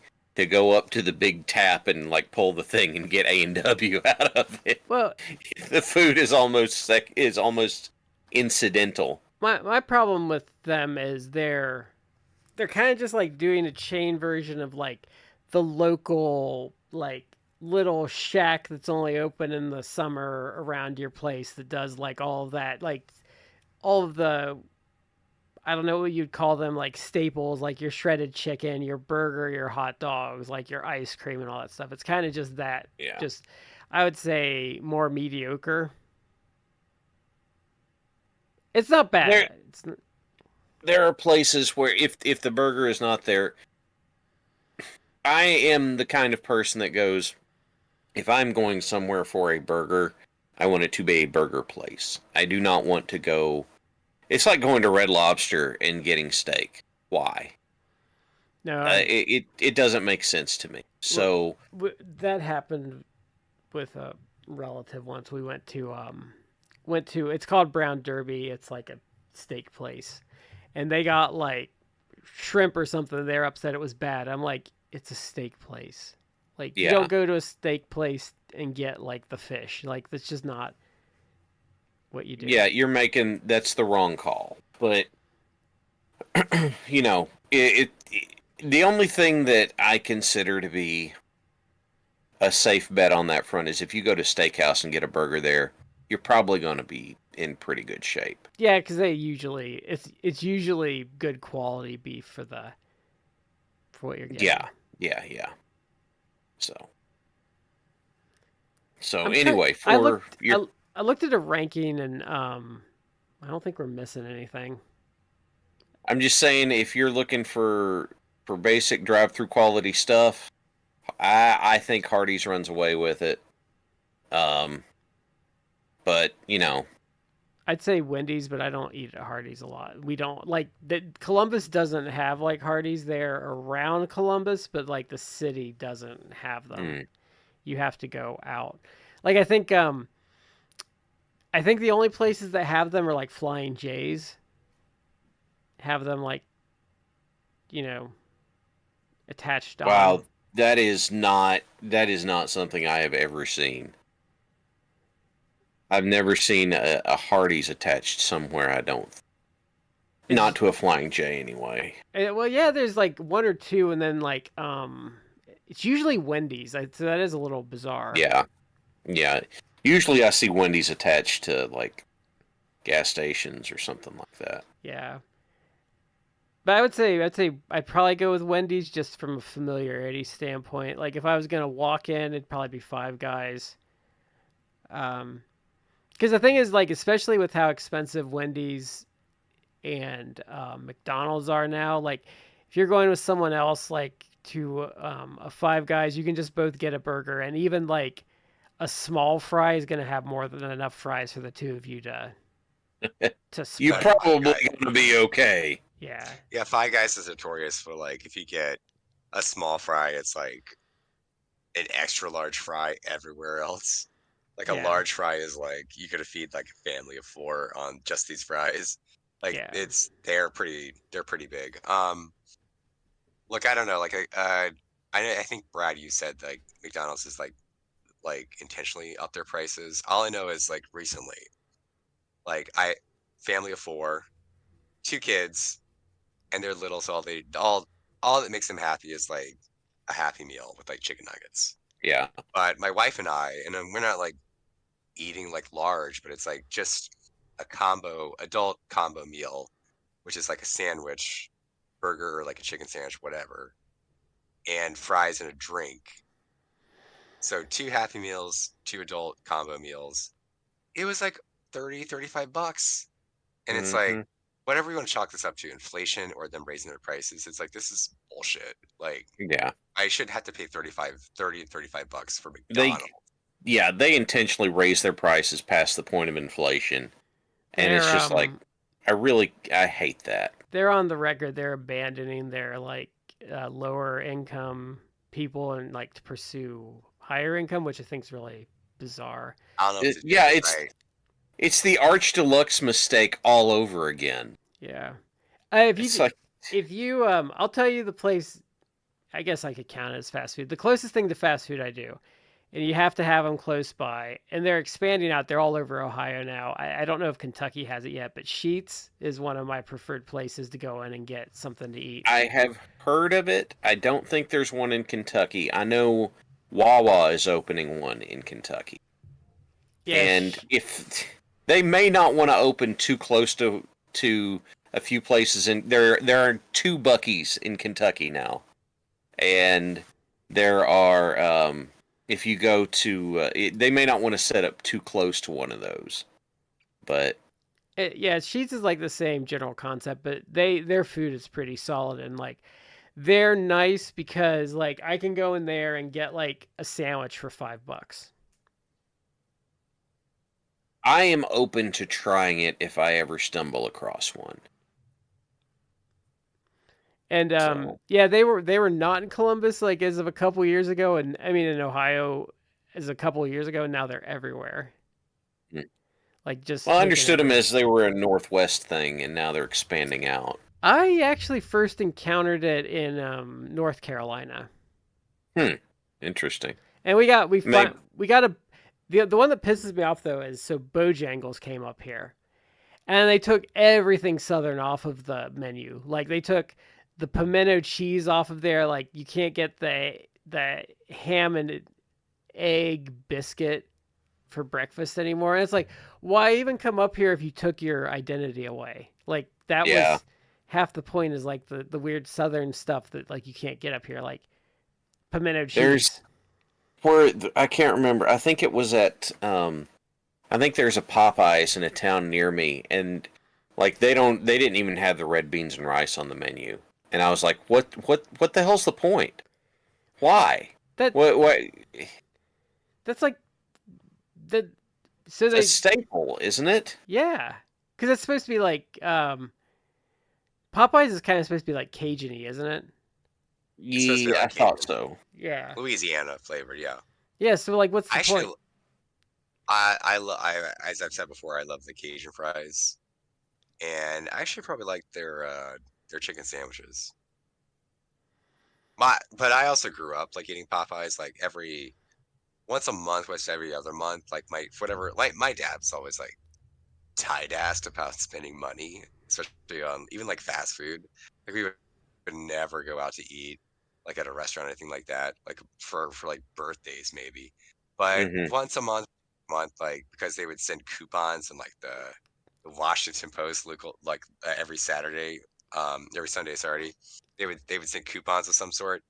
Um, they'd send coupons for Popeyes, and so every like month, once a month, once every other month, my dad would be like, "Oh, you like get a crave for Popeyes," so my mom would go and like use a coupon to buy like a bucket of chicken. So I have like an affinity for Popeyes because I ate it a lot growing up. So did you I still say I do love the biscuits for Popeyes. did you feel personally attacked when you had to read Cheaper by the Dozen in school? um, It's like, God damn I'll it, say this is this, like like an autobiographical take on my father. yeah. Um, so I just said this about Popeyes biscuits. I've said this before. Bojangles. I do love Bojangles too. If you've ever had Bojangles, Yeah, I don't much care for the fried chicken. I love the biscuits. yeah, their I love you breakfast can have like menu's biscuit good. sandwiches. I would say I would so it's a take Matt always has that I agree with, that McDonald's, the bacon egg cheese biscuit from McDonald's is the breakfast sandwich, and I agreed with that for a long time until I had the Bojangles one, which I think actually is Mm. better than the McDonald's one.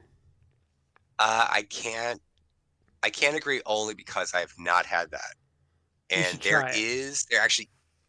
So I always thought that Bojangles is pretty much just like a Southern thing because there really wasn't much around here.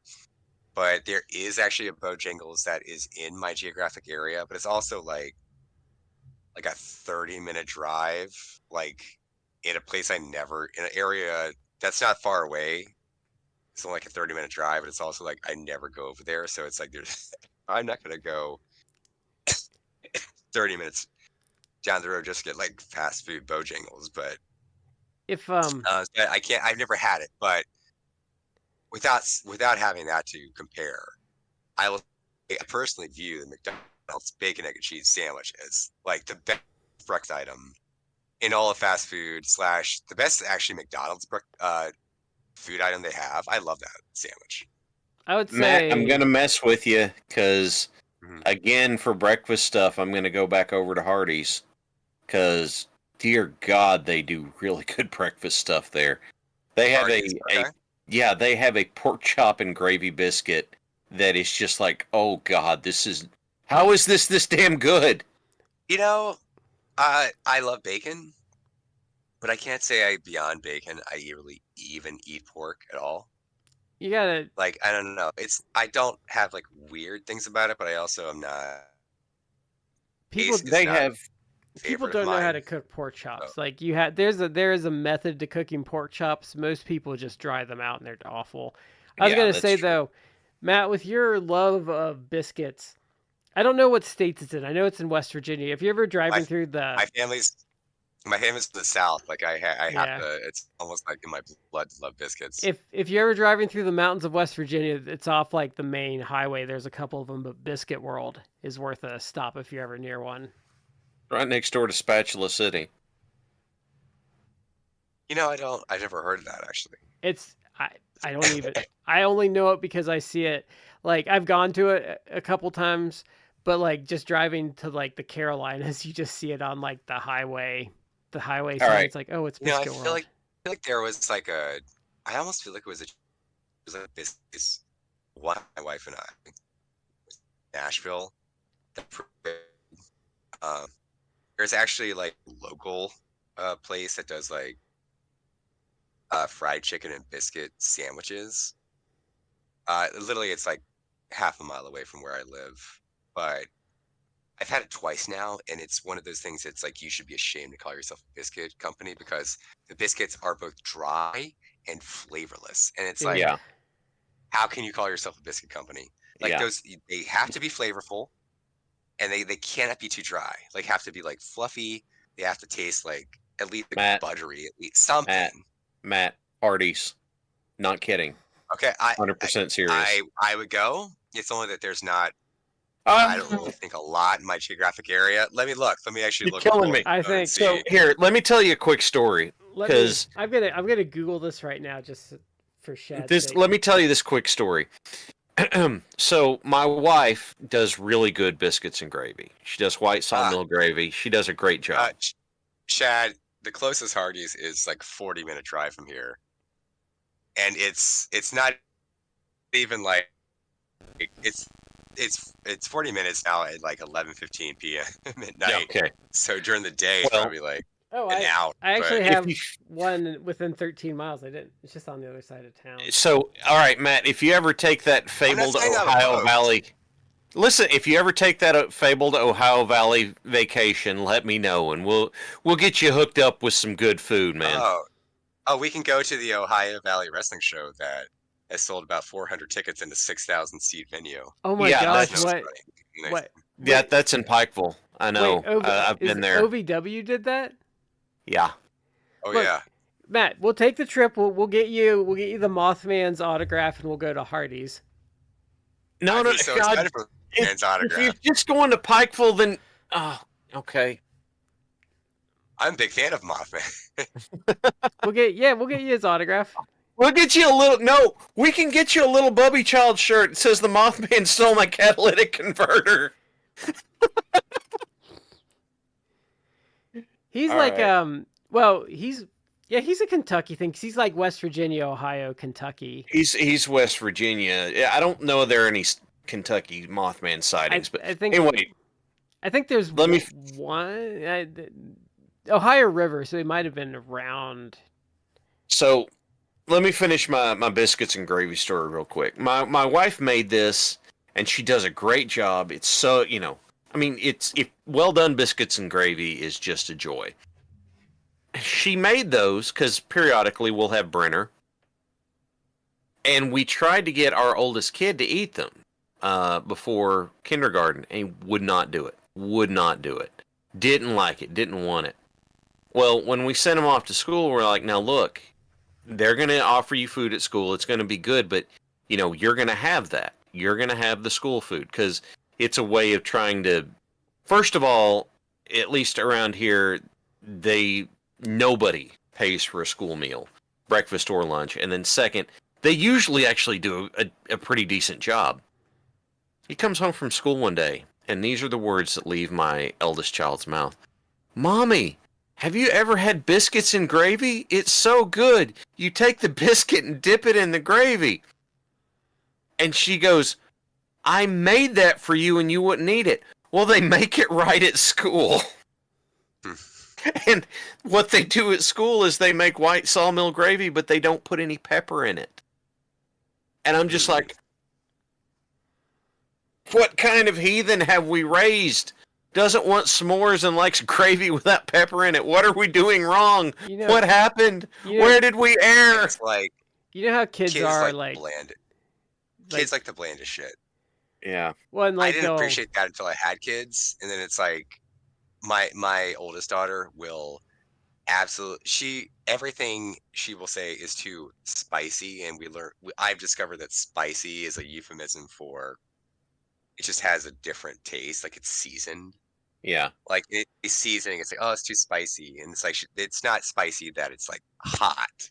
Yeah, it's just flavor It's she's just not used to. seasoned. It has a different flavor, like it's not bland. So I think that as they develop, as they grow more taste buds, basically, then they're when they're. I mean, it has to be something, because if you actually look at the kids menu, it's like the blandest shit possible. It's pasta. chicken tenders and ranch. It's chicken tenders, it's spaghetti, but it's spaghetti either in red sauce or just butter. Yeah, it's just safe. Or like maybe like it's macaroni and cheese. Like don't worry. Once they're teenagers, they'll want you to like try the sourest crap to ever sour because of that. Yeah, they're growing into it. So yeah, I believe we might be kind of at the end of the evening. Does that sound about right, gents? Yeah, I would say so. All right. Yeah. So we haven't decided on next week yet. So we do have some things on the horizon.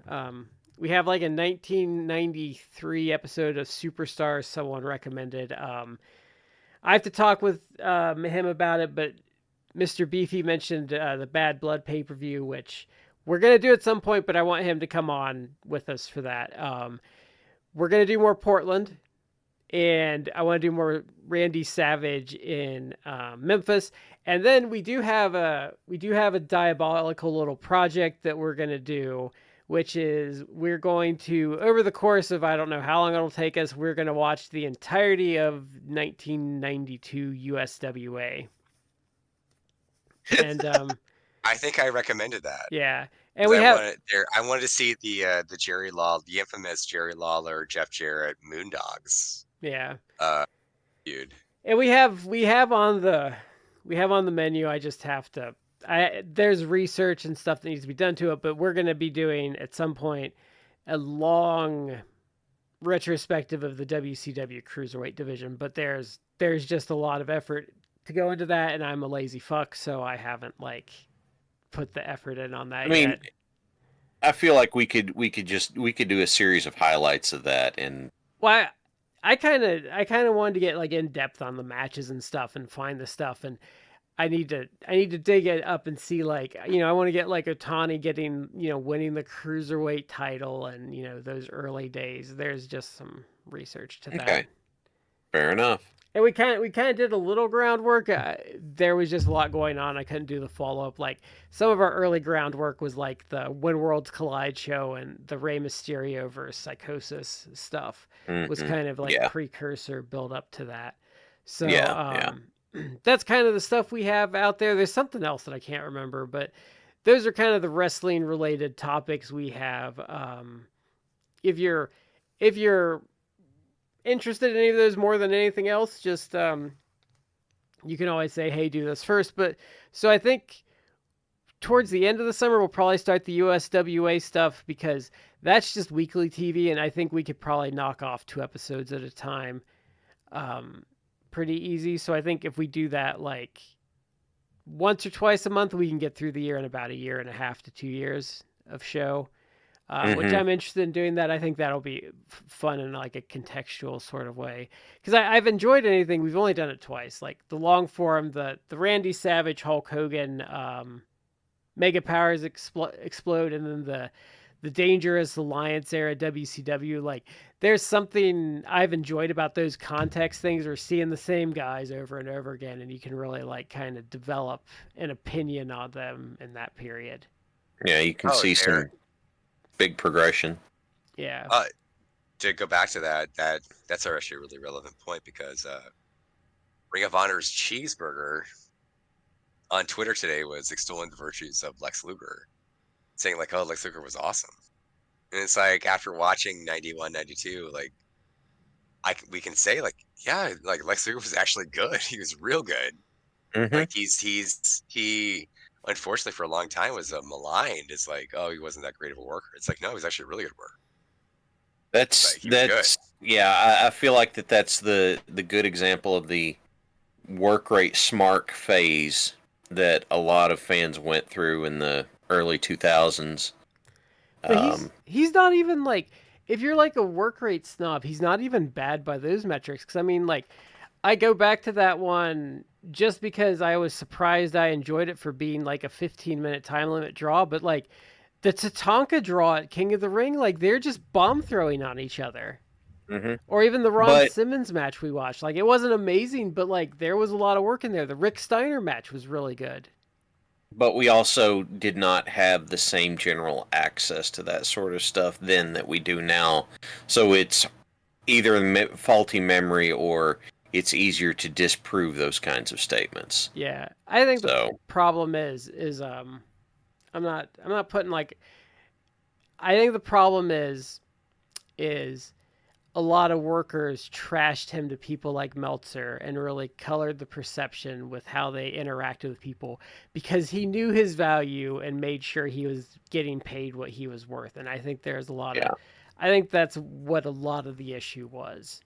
I think another aspect to it is that when Luger was not motivated, it was pretty clear he was dogging it. But when Luger was motivated, he was really, really good. And he never quite recovered from that.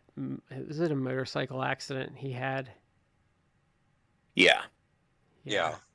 I doubt Yeah, myself on that because I always get like, there's always that. I was like, was that Beefcake? I'm like, no, Beefcake got his face destroyed in a Beefcake was a water skiing accident. yeah, and his is brutal. Like, don't watch the Raw where he comes back and describes like what they had to do to rebuild his face. So if you don't know, I think he was just on a dock and like they took off and like the person like full blast in like a parasailing thing just kneed him in the face and like pretty much just destroyed his face. Yeah. And they had to rebuild it. Like it's why he looks so weird after 93. We've talked Yeah. about that, but in retrospect, it's like if you actually pay attention to the injury, it's like it's actually a wonder he survived. Yeah, no, it's terrible. So that is it for this week. That is the stuff on the horizon, though. I think that's a good slate of stuff to look at. Like, I'm really eager to get back into the Macho Man and Portland stuff. I had a lot of fun with both of those shows. So that is it for this week. Thank you, everyone, for watching as always, and we will catch you next time.